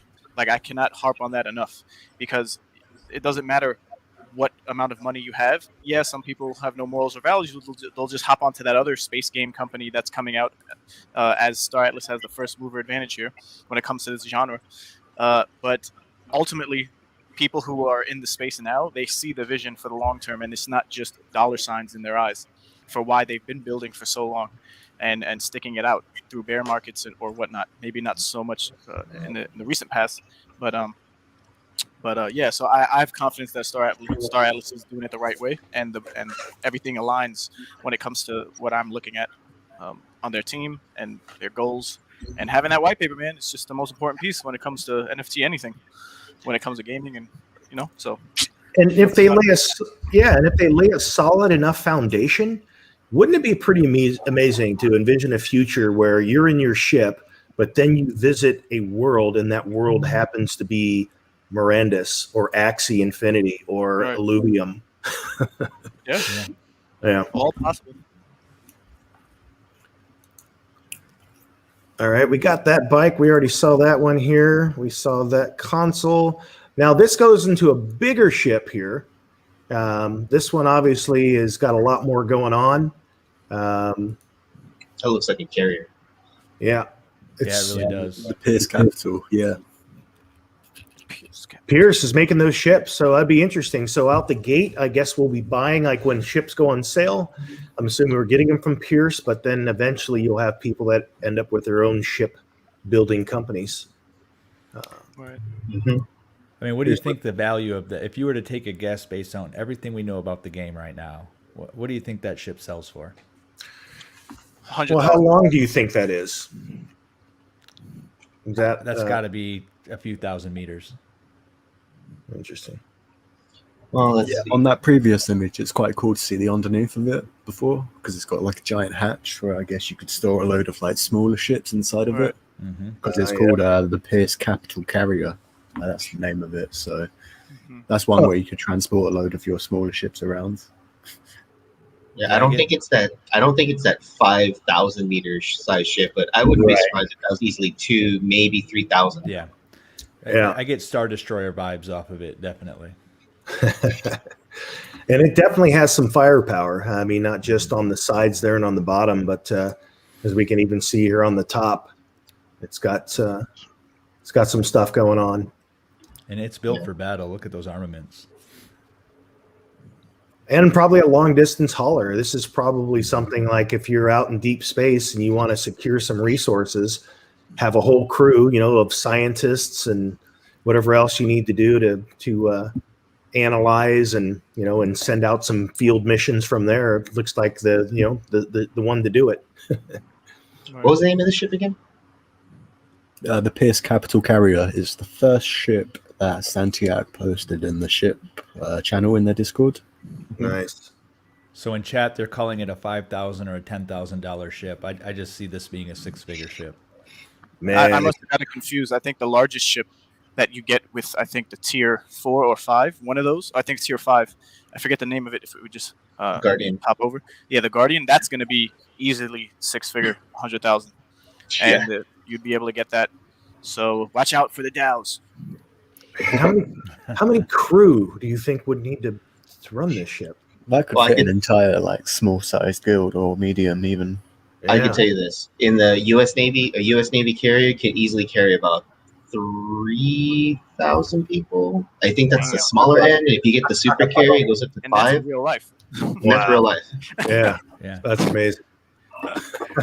Yeah, my ship Ultra was about the quarter of the size of an aircraft carrier, same basic design, and in the Navy, and it was we carried about 4,000 people. We carried 3,000 Marines and 1,000 sailors. So okay, and that's about the size of aircraft carrier. But you're right, the numbers on the aircraft carrier are about the same.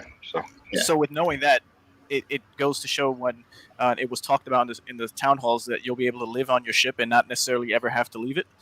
There you go. So. Well, the idea that you need to buy crew for your ship. So if this really does have 50 crew members, it's not just the cost of the ship and the training. It's the crew members and the training for the crew members. This is going to be a huge expense and a huge loss if it gets blown up.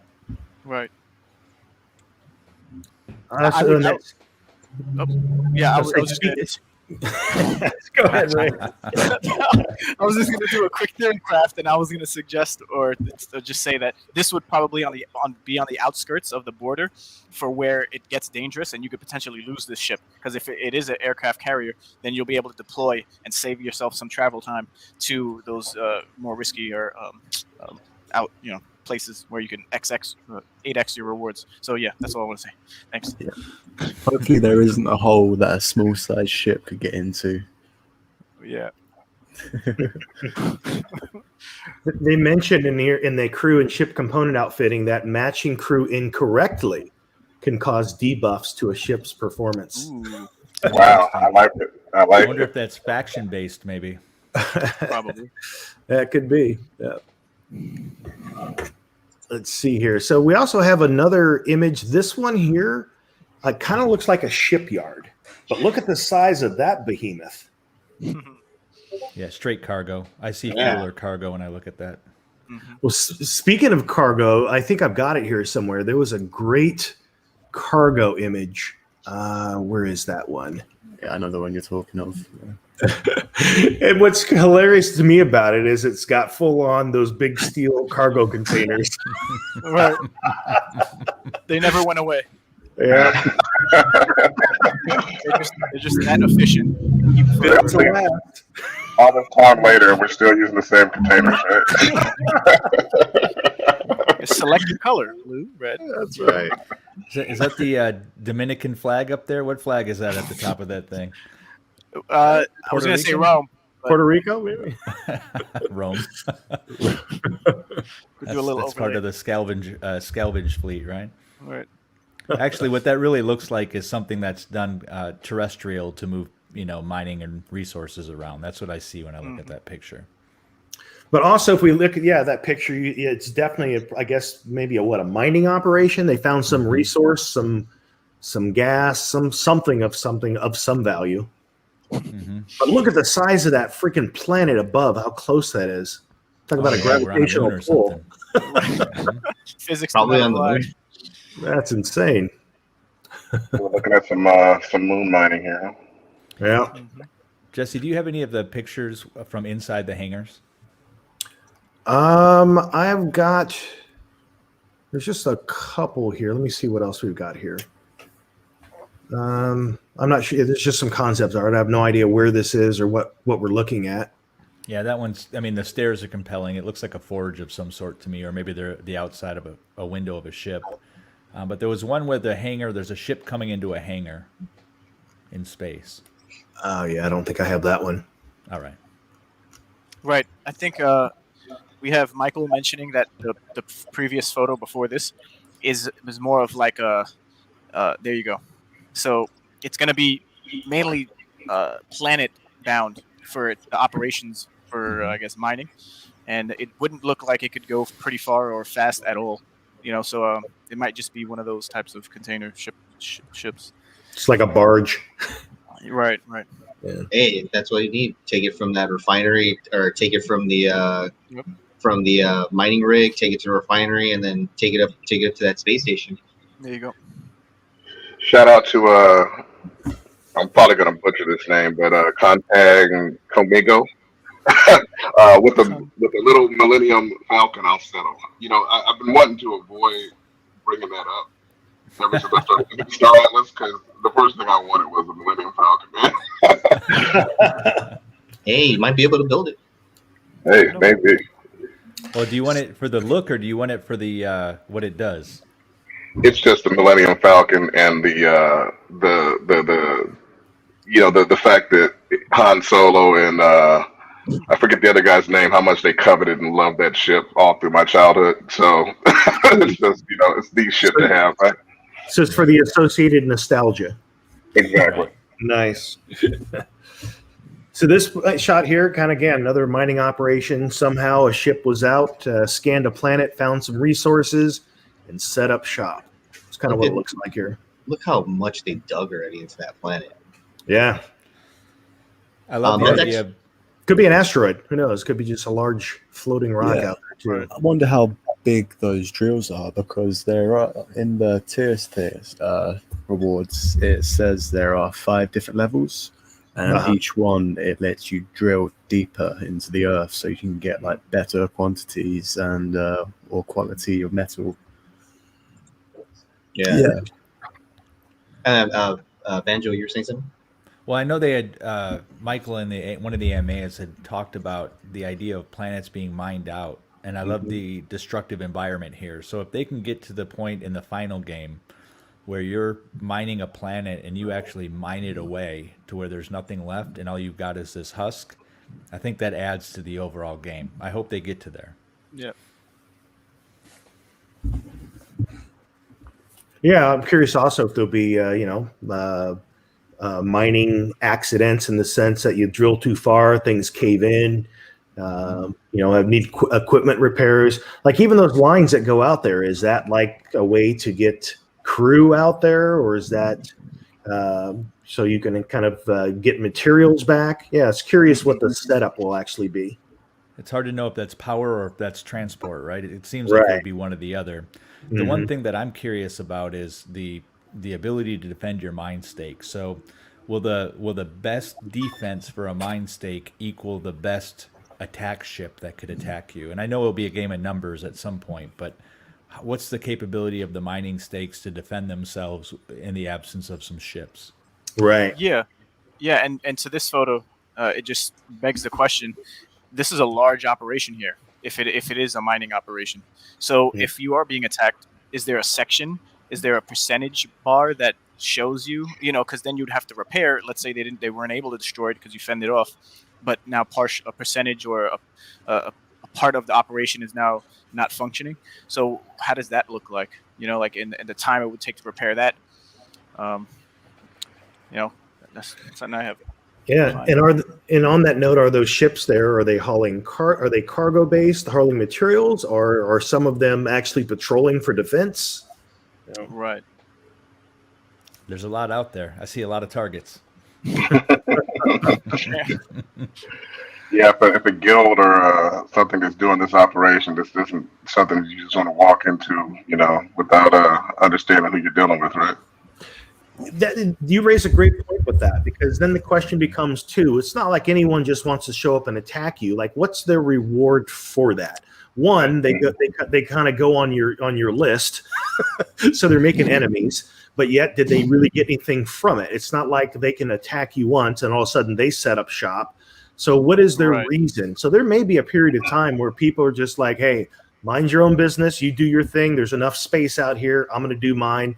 And until you have such a time where there's guild conflicts or things like that, maybe you just won't have people assaulting your claim if there's enough claims to go around.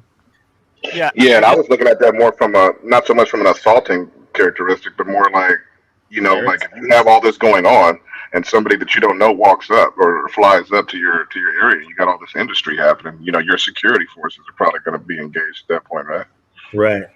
For sure. I think it would be a greater loss for a person, even if it was a 3-man group, to attack such a type of a mining rig like this, because the security would be, on a level that it could handle such an attack. Well, having played Ultima Online years ago, which was the ultimate of player killing, I just see people showing up, with the intention of destroying. So I think if you don't have a defensive posture built up, you're going to get wrecked at some point in deep space. Yeah. It could also be another guild just hired him out just to wreck your operation and slow you down. So that Reconomics. Economics. Yeah. Speaking of that, Ultra. Yeah, all you mercenaries out there, reach out. We might need to hire you at some point. You know what I'm saying? And if you do get hired for us, we'll probably pay you more. So just come talk to us. Tell us what they're giving you. We'll double it. Yeah, exactly. Hey, good comment here, Pruish. They said we can build our own ship. Wonder if you can build a massive ship that could destroy planets. I seem to remember on one of the town halls them mentioning planet destruction, Death Star type of scenario. Do you guys remember something like that? Yeah, I don't know if it was because of one particular ship that could do that to a whole planet, but the destruction of planets is definitely going to be a thing, whether it's just depletion of resources. But if you have such a guild of ships with that much power, I guess you can do a big amount of damage, as we see here. I'm not sure if this is a planet that was attacked or if there's just going to be natural, damage being done from meteors striking planets as you're just traveling. That could be a danger as well. Not just other opponents who would try to kill you, but it could be environmental dangers being out in deep space. Yeah, one strategic location that could become important is when Dyson spheres start to get constructed. Yeah. What if an aggressive guild just moves in, destroys that city, but keeps the sphere, and that's the home now. Give us some background on that, Fancy, for the people who are new to like space games and stuff like that. What is a Dyson sphere? A Dyson sphere is when you are able to use like the maximum amount of energy provided by your sun. I think that's the technical term, but in the game it's when you own all of the mining plots on a planet.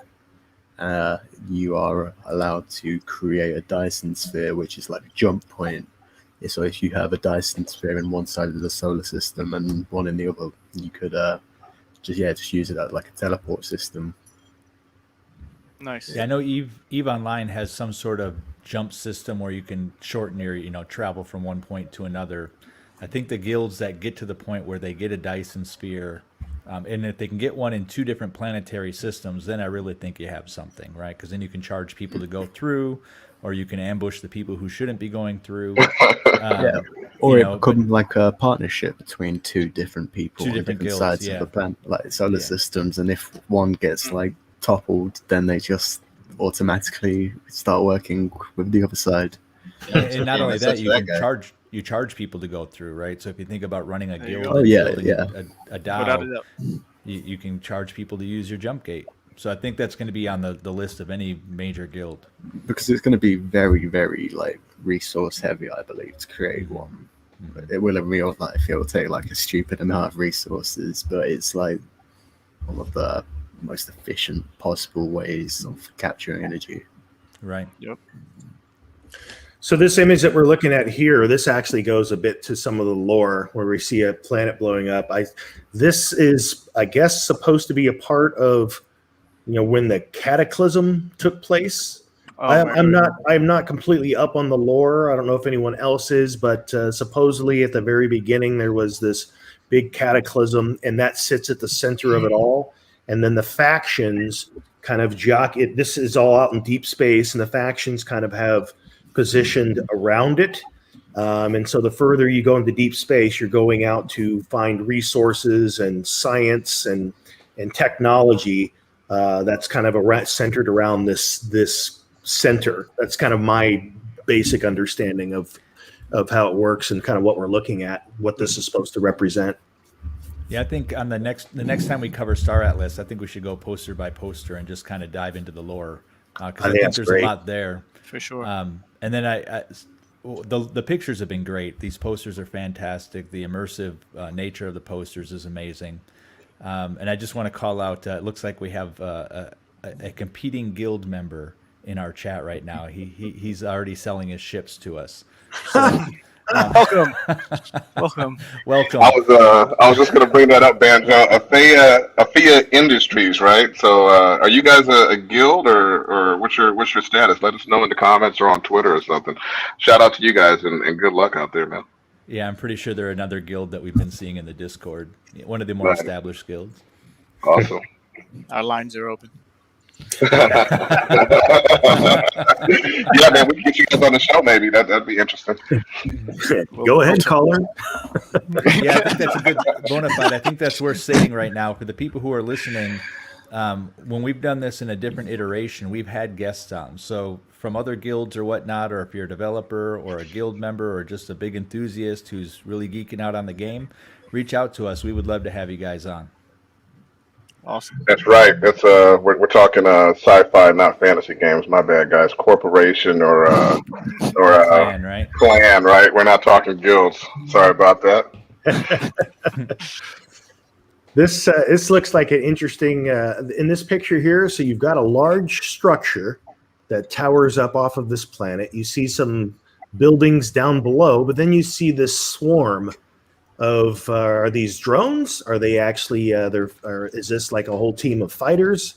In other words, are these manned or are they auto? What do you think? That could actually be a hangar holding them because, like, look how massive that building is compared to the planet. It really is. Like, what if the Pierce Capital ship just has access to like 100 drones, and it just launches like a swarm? That'd be awesome. I would buy a ship like that. It's such an interesting picture, and I really couldn't make heads or tails of it. At first glance, it looks like a building, and then I was wondering if it was a spaceship crashing into the world. And those do seem like drones to me. It's just that they're so bunched up, and there's not really an easy way to see the depth, but they almost seem too close to one another. Yeah. Hey, not Benjo, Bonafide, so get that comment just above Crucius, the one that you selected. Yeah. There we So go. it is the structure of drone repair station. Thanks, fellas. Oh, Very interesting. Yeah, makes sense. Nice. And it makes sense why they're so close together. They got Shout AI out to, controlling them. right. Shout out to Ronald, man. I think the dev should stick to a single term. They use all possible both synonyms so far. That is absolutely correct, man. We were going back in our guild chats about what we're called in Star Atlas, for over a week now because they use so many different terms. Yeah, and we're all not necessarily in agreement either. I think not that we're having an argument about it, but I think we all have our own little idea of what it should be called. And I imagine I don't even know if we've nailed it down yet fully. Yeah. It seems like they're using clan pretty specifically with the devs. But the CEO is using clan almost exclusively, so I think we kind of just went with that. But I'm open to we could call ourselves crew for all I care. You know what I mean? Well, somebody was in the Discord trying to get us to call Quad. ourselves an empire. It's on the table. You never know. The Roman Empire. I mean that sounds good to me. I think fans would like that. Rolls off the tongue. And if you strike us, we will strike back. Oh, Yeah. fun. Star Wars fun. The Empire. Oh. Sadly, I did not get it until you said it. That really sucks that I missed that pun. White paper talks about DAX. Yep. In fact, I think we might even have enough time to get back into that. I've only got one more image here before we got a couple other things to cover. And this image kind of relates to what might happen. I'm assuming that this is kind of an escape pod, maybe, if your ship is destroyed. Yes. So this is kind of cool. This is. I hope it packs a lunch. You could be out there for a while. Stasis. Cryostasis. Yeah. Yeah. Well, what's interesting is the sizes. Do they have different capabilities based on the sizes? Are these just pre-renders to see which one they like the best? I think it's all the same. They're just one is open further. So it's one is just showing you the close compact. There you go. Yep, you're right. That's what it is. And I think also a theory craft here, but if you were to have your ship destroyed, you ran out of gas, and this was the only thing that you had to leave your ship with, I think maybe it would take much longer. Maybe there's a time component of you would eventually get to and make your way to a ship. I mean a planet or some type of station that's nearby that's supplying, I guess, themselves as a service. So maybe you don't even have to leave your ship, but in the event you need to use one of these, I think it would just take much longer to get to where you got to go, and you might be able to get jacked in the event too. It's like the one life raft. Yeah, it really is. It really shows something that you actually open it. That opens. I hadn't seen that before. I think that's really neat. What is interesting about all the ships that we've looked at so far is none of them really feel culturally different. Like we've got 3 different races: the AI, the alien races, and then the humans. But all the ships kind of feel like they came from the same set of industries. I was hoping for something a little bit more organic or biological. I know we've got some other races that are light-based races, so it would be neat to see, and maybe we just haven't seen it yet, some variability in the hard spaceship look. Pierce, to me, feels like a very human type of ship. Mm-hmm. Mm-hmm. Now, in one of the town halls, were they saying that the ship building companies were faction based, or were they kind of universal? 'Cause I kind of got the impression that there were like a couple different ship manufacturers, and they kind of were universal amongst the factions. Yeah, almost everything we've seen seems to be from Pierce, like one designer. But they do have multiple designers. I do recall them mentioning that there's different groups designing different groups of ship, and there's supposed to be like 120. So there's still a ton we haven't seen. Right. But you think about like different races, alien races would have thought of ships differently, right? So Absolutely.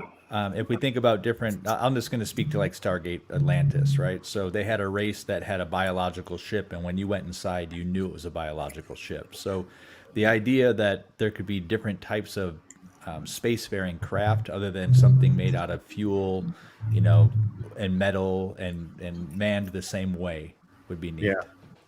Well, even this cockpit is a little bit different in design, I love more that. Yeah. flow and tactile. It almost looks like something that there's no control. So, I mean, are you like operating this through thought? You know, what's going on here? Yeah.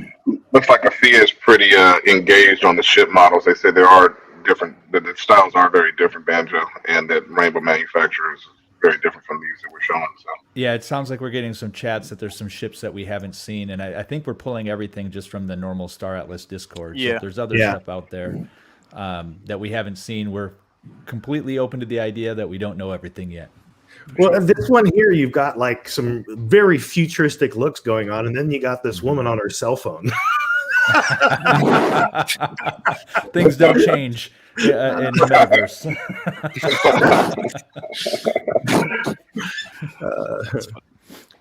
Fancy, you want to talk to this one? This is an image that you definitely wanted to have in here. And by the way, speaking of ships, those ships that they're fighting seem like they're a bit of a different make and style. That's More right. alien. A little bit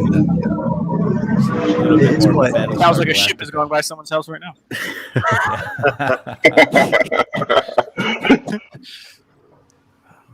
Yeah, this picture's quite interesting. It makes you really think about how a land claim could be destroyed.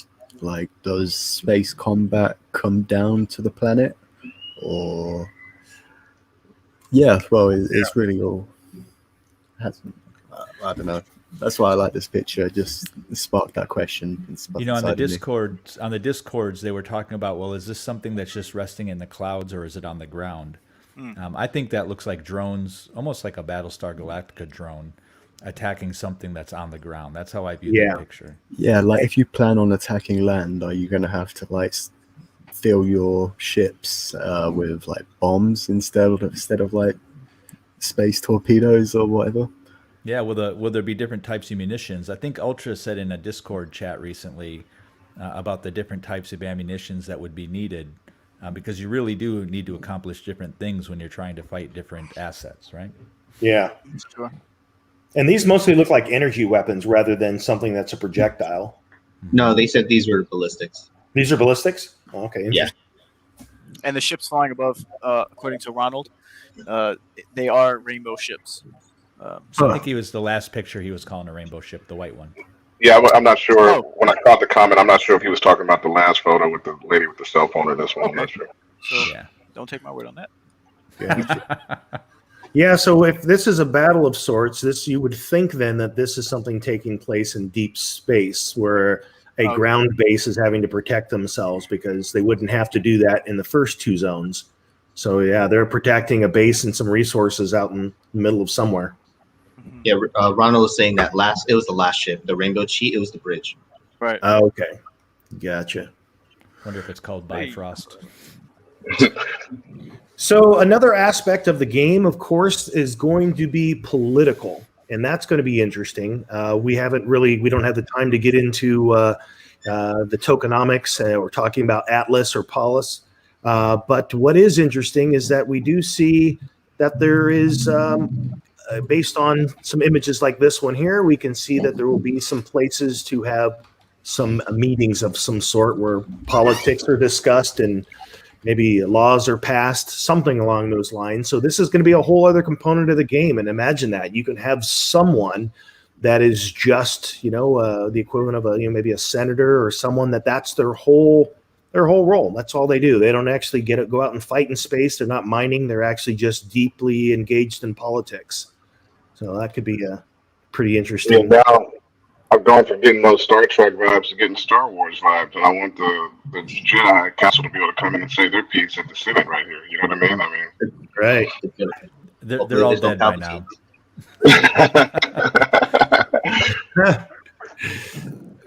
The thing that I like about the politics, and it almost seems like any serious guild needs to get involved in the politics, right? Because it allows you, if you get up to the point where your guild or somebody within your guild is leading a faction, through the use of polis and through different governance voting, there is some benefit to being up in the political world, right? So, or even in your own little planetary system, there's probably some level of politics that needs to be raised as a profession to make sure that you're owning the political system in that planetary body, if you will. So this idea that politics is involved kind of speaks to what we were talking about earlier with Eve, that there's going to be an internal and an external politics game that's being played.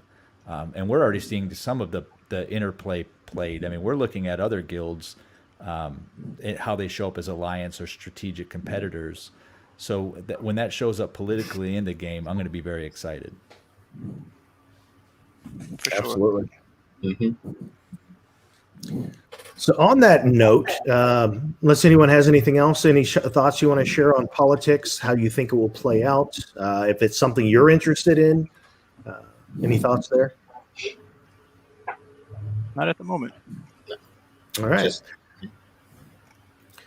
So what I'm going to bring up here is just a couple of things here. We're about an hour and 50 minutes in, but there's a couple of other things that we could talk about that ties into some of the things we already covered.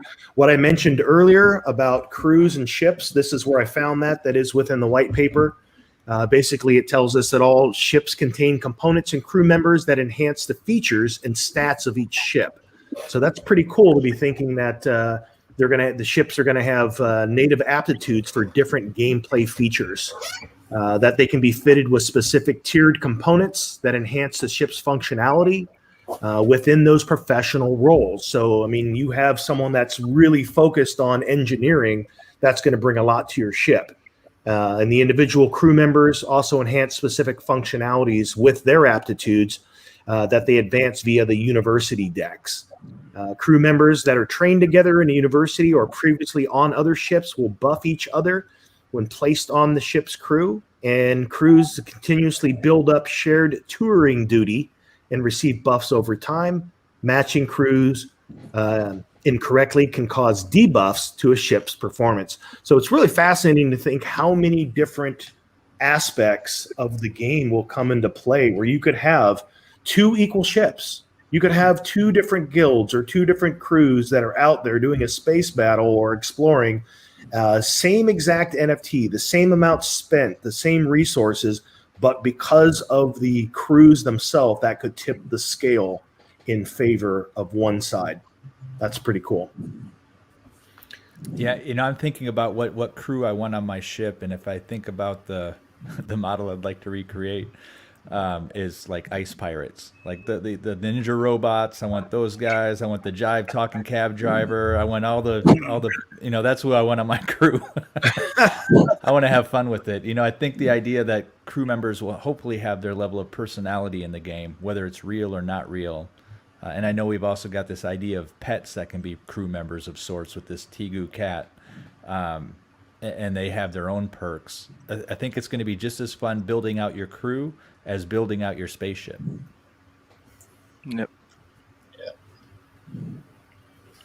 Wouldn't it be really cool if you lost your ship, but your crew survived and they just continue to ping on your map for 48 hours, and you had that amount of time to go get them before they suffocated, or someone else could go get them.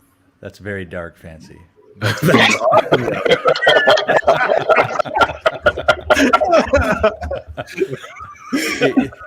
going to be one person out there who just seeds deep space with his corpses so we can watch them die, right? You have that one crew member that no one really liked, and so you're getting him. Oh, man. Beebs. We'll drop Beebs in deep space.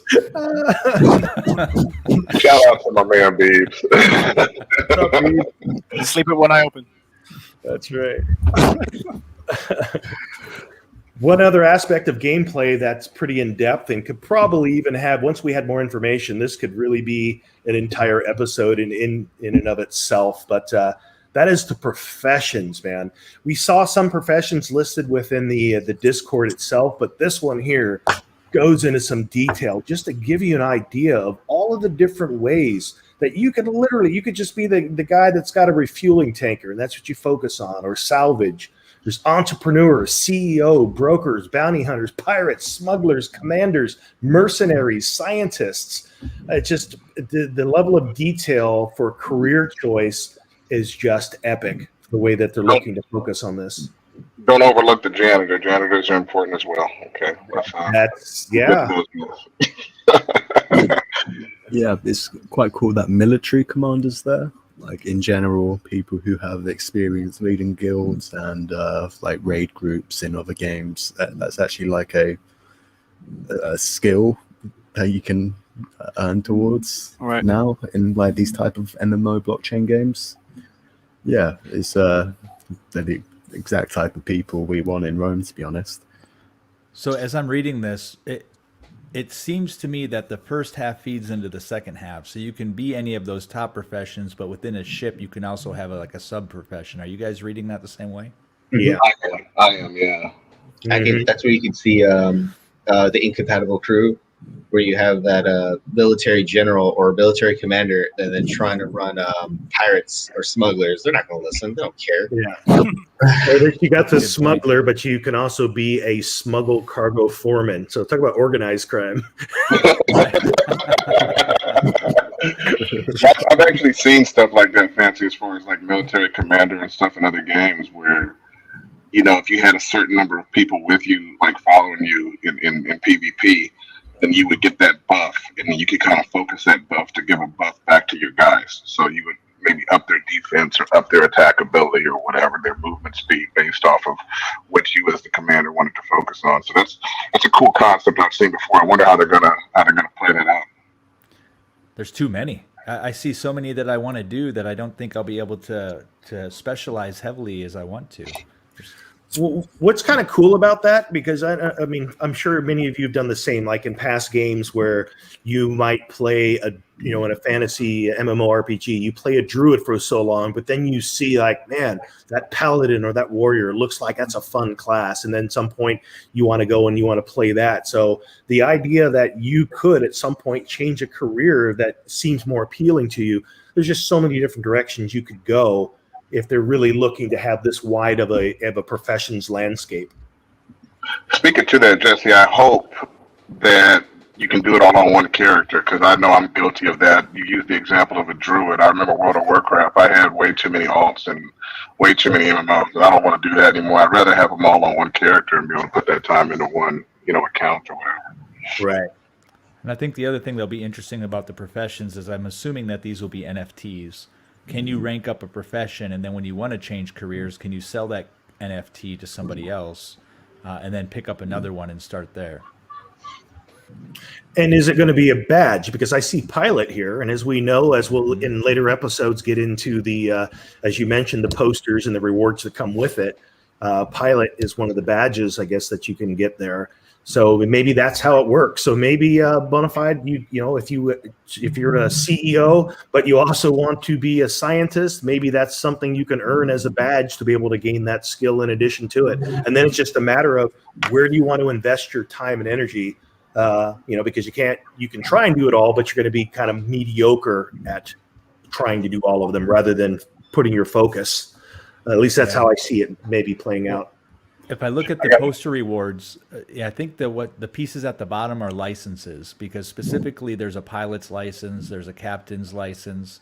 So I'm wondering if those aren't licenses that you have to buy and level up. Interesting. Yeah.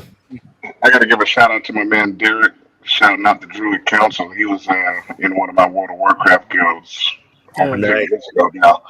And we that was an inside joke we had. We had a Druid Council in our guild. So that's a cool thing, man. Thanks for watching the show, Derek. Hey, we had General Fault show up in chat. Welcome, General. Nice.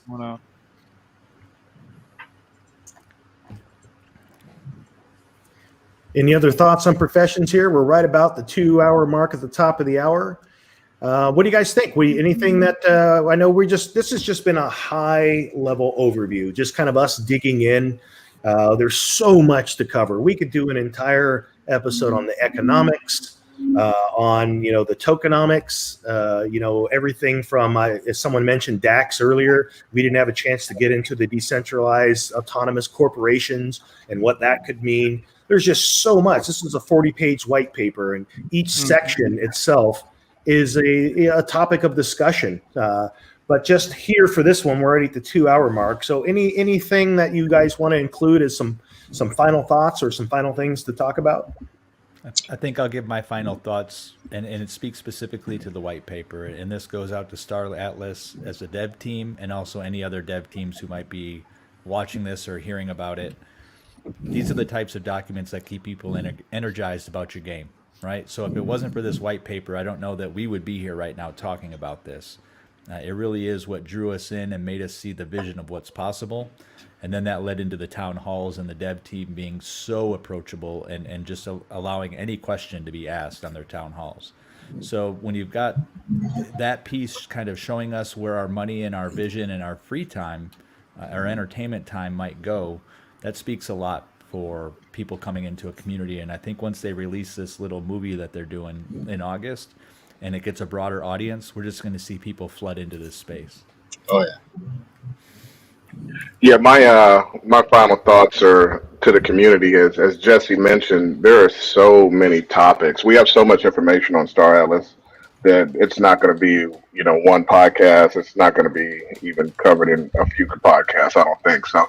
I think the community, if you guys want to reach out to us and let us know what you guys are most interested in, Twitter, Discord, whatever, let us know what you guys want us to talk about. And if you're really dug in pretty deep to Star Atlas and you want to come on the show, we shouted out General Fault. He was on the show when we were talking about Miranda's in our previous incarnation. And we'd love to get some of you Star Atlas guys. What was that guild name? I don't want to butcher it. Afia? Anybody got it? What was it? Alphia Industries. Afia Industries. Yep, the shipbuilders. You guys, if you guys want to get somebody on here and talk about what you guys are planning to do, we'd love to have you. We're open to everybody in the metaverse. We're all Metaverse Nomads. The six of us are just trying to make sure that everybody gets a voice out here. Yeah, I guess I'll go in and just mention how the community and the quality of individuals during the development phase of any project is what is going to matter in the long run.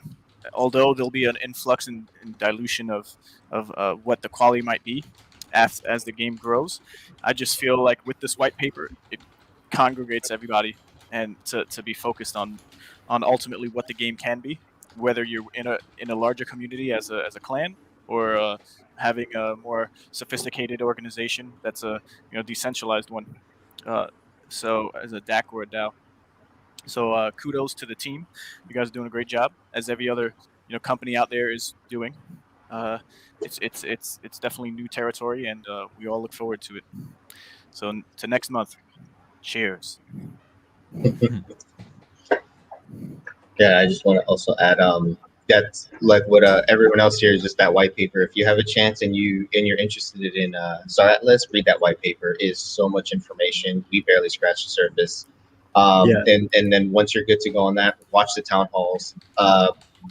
Watch them from like the first one to the I believe 11 came out and 12 is coming out next week. It's a very, very well structured. The CEO is always Michael Wagner is always on it. He's always dropping info left and right. He will tell you when if you start getting a little bit too much into it, he'll let you know like, hey, we can't really talk about that. But for the most part, 90% of the questions they ask, he's just dropping information left and right, and all of it's good. Loving all of it. Yeah, I can't remember who said this, but you can't describe a book with less words than it was wrote, or a good book at least. Nice. Yeah, so just go straight to the source. It's all there. Awesome. Yeah, it's good stuff. And by the way, Michael, that's an invitation for you to come on this show. We would love to talk with you. And that goes for the development team and anyone that's a part of the project. I mean, everyone has a unique perspective about how something's coming together. We love what the company as a whole is doing, who they're staffing, how they're putting it together, how they're expressing their ideas about this project and what it can all mean and what it can mean to the industry and the metaverse as a whole as it unfolds. And as has already been mentioned, we're looking at the full landscape. The games, of course, that are on our radar at the moment, as you've already heard mentioned, is Miranda's by Gala Games, Star Atlas by Star Atlas, Axie Infinity, And Ray is kind of our resident Axie expert here, and a few of us, in addition to him, kind of dabble in it. So that's something we'll be covering in future episodes. In fact, I believe our next episode we'll have a special guest related to Axie. And so another game that's kind of entering our field of vision is Illuvium. I was just in their Discord yesterday, and shout out to their developers for doing something cool there. I was actually listening to some awesome music while they were doing a screen share of some of the 3D modeling for the creation of their game. So things like that, man, when developers do that and they kind of, as McCarthy from Gala would say, show us how the sausage is made. It's really cool to engage the community in that kind of way and kind of show us little things like that and the teaser images and the videos and things that are all being shared. We love this industry. We love how it's unfolding. Thank you for being on this journey with us. We appreciate all of you that drop your comments and share your thoughts and feedback, and in many ways even educate us on the things that we don't know as we're learning along with you. We look forward to doing a whole lot more of these. These are just a blast. I have an amazing time. I love this crew. We all enjoy doing this. We've got our awesome guild, Rome, but this isn't all just about our guild. If you don't have an association, you're certainly welcome to come find us and be a part of Rome. But otherwise, we welcome everyone to have this same discussion and explore the metaverse as it unfolds. And with that, awesome. Thanks, everyone, for being a part of this. This was a great maiden voyage, a first kickoff for the Metaverse Nomads, and we will see you on a future episode. Peace. Bye, everyone. Later, guys. Take it easy.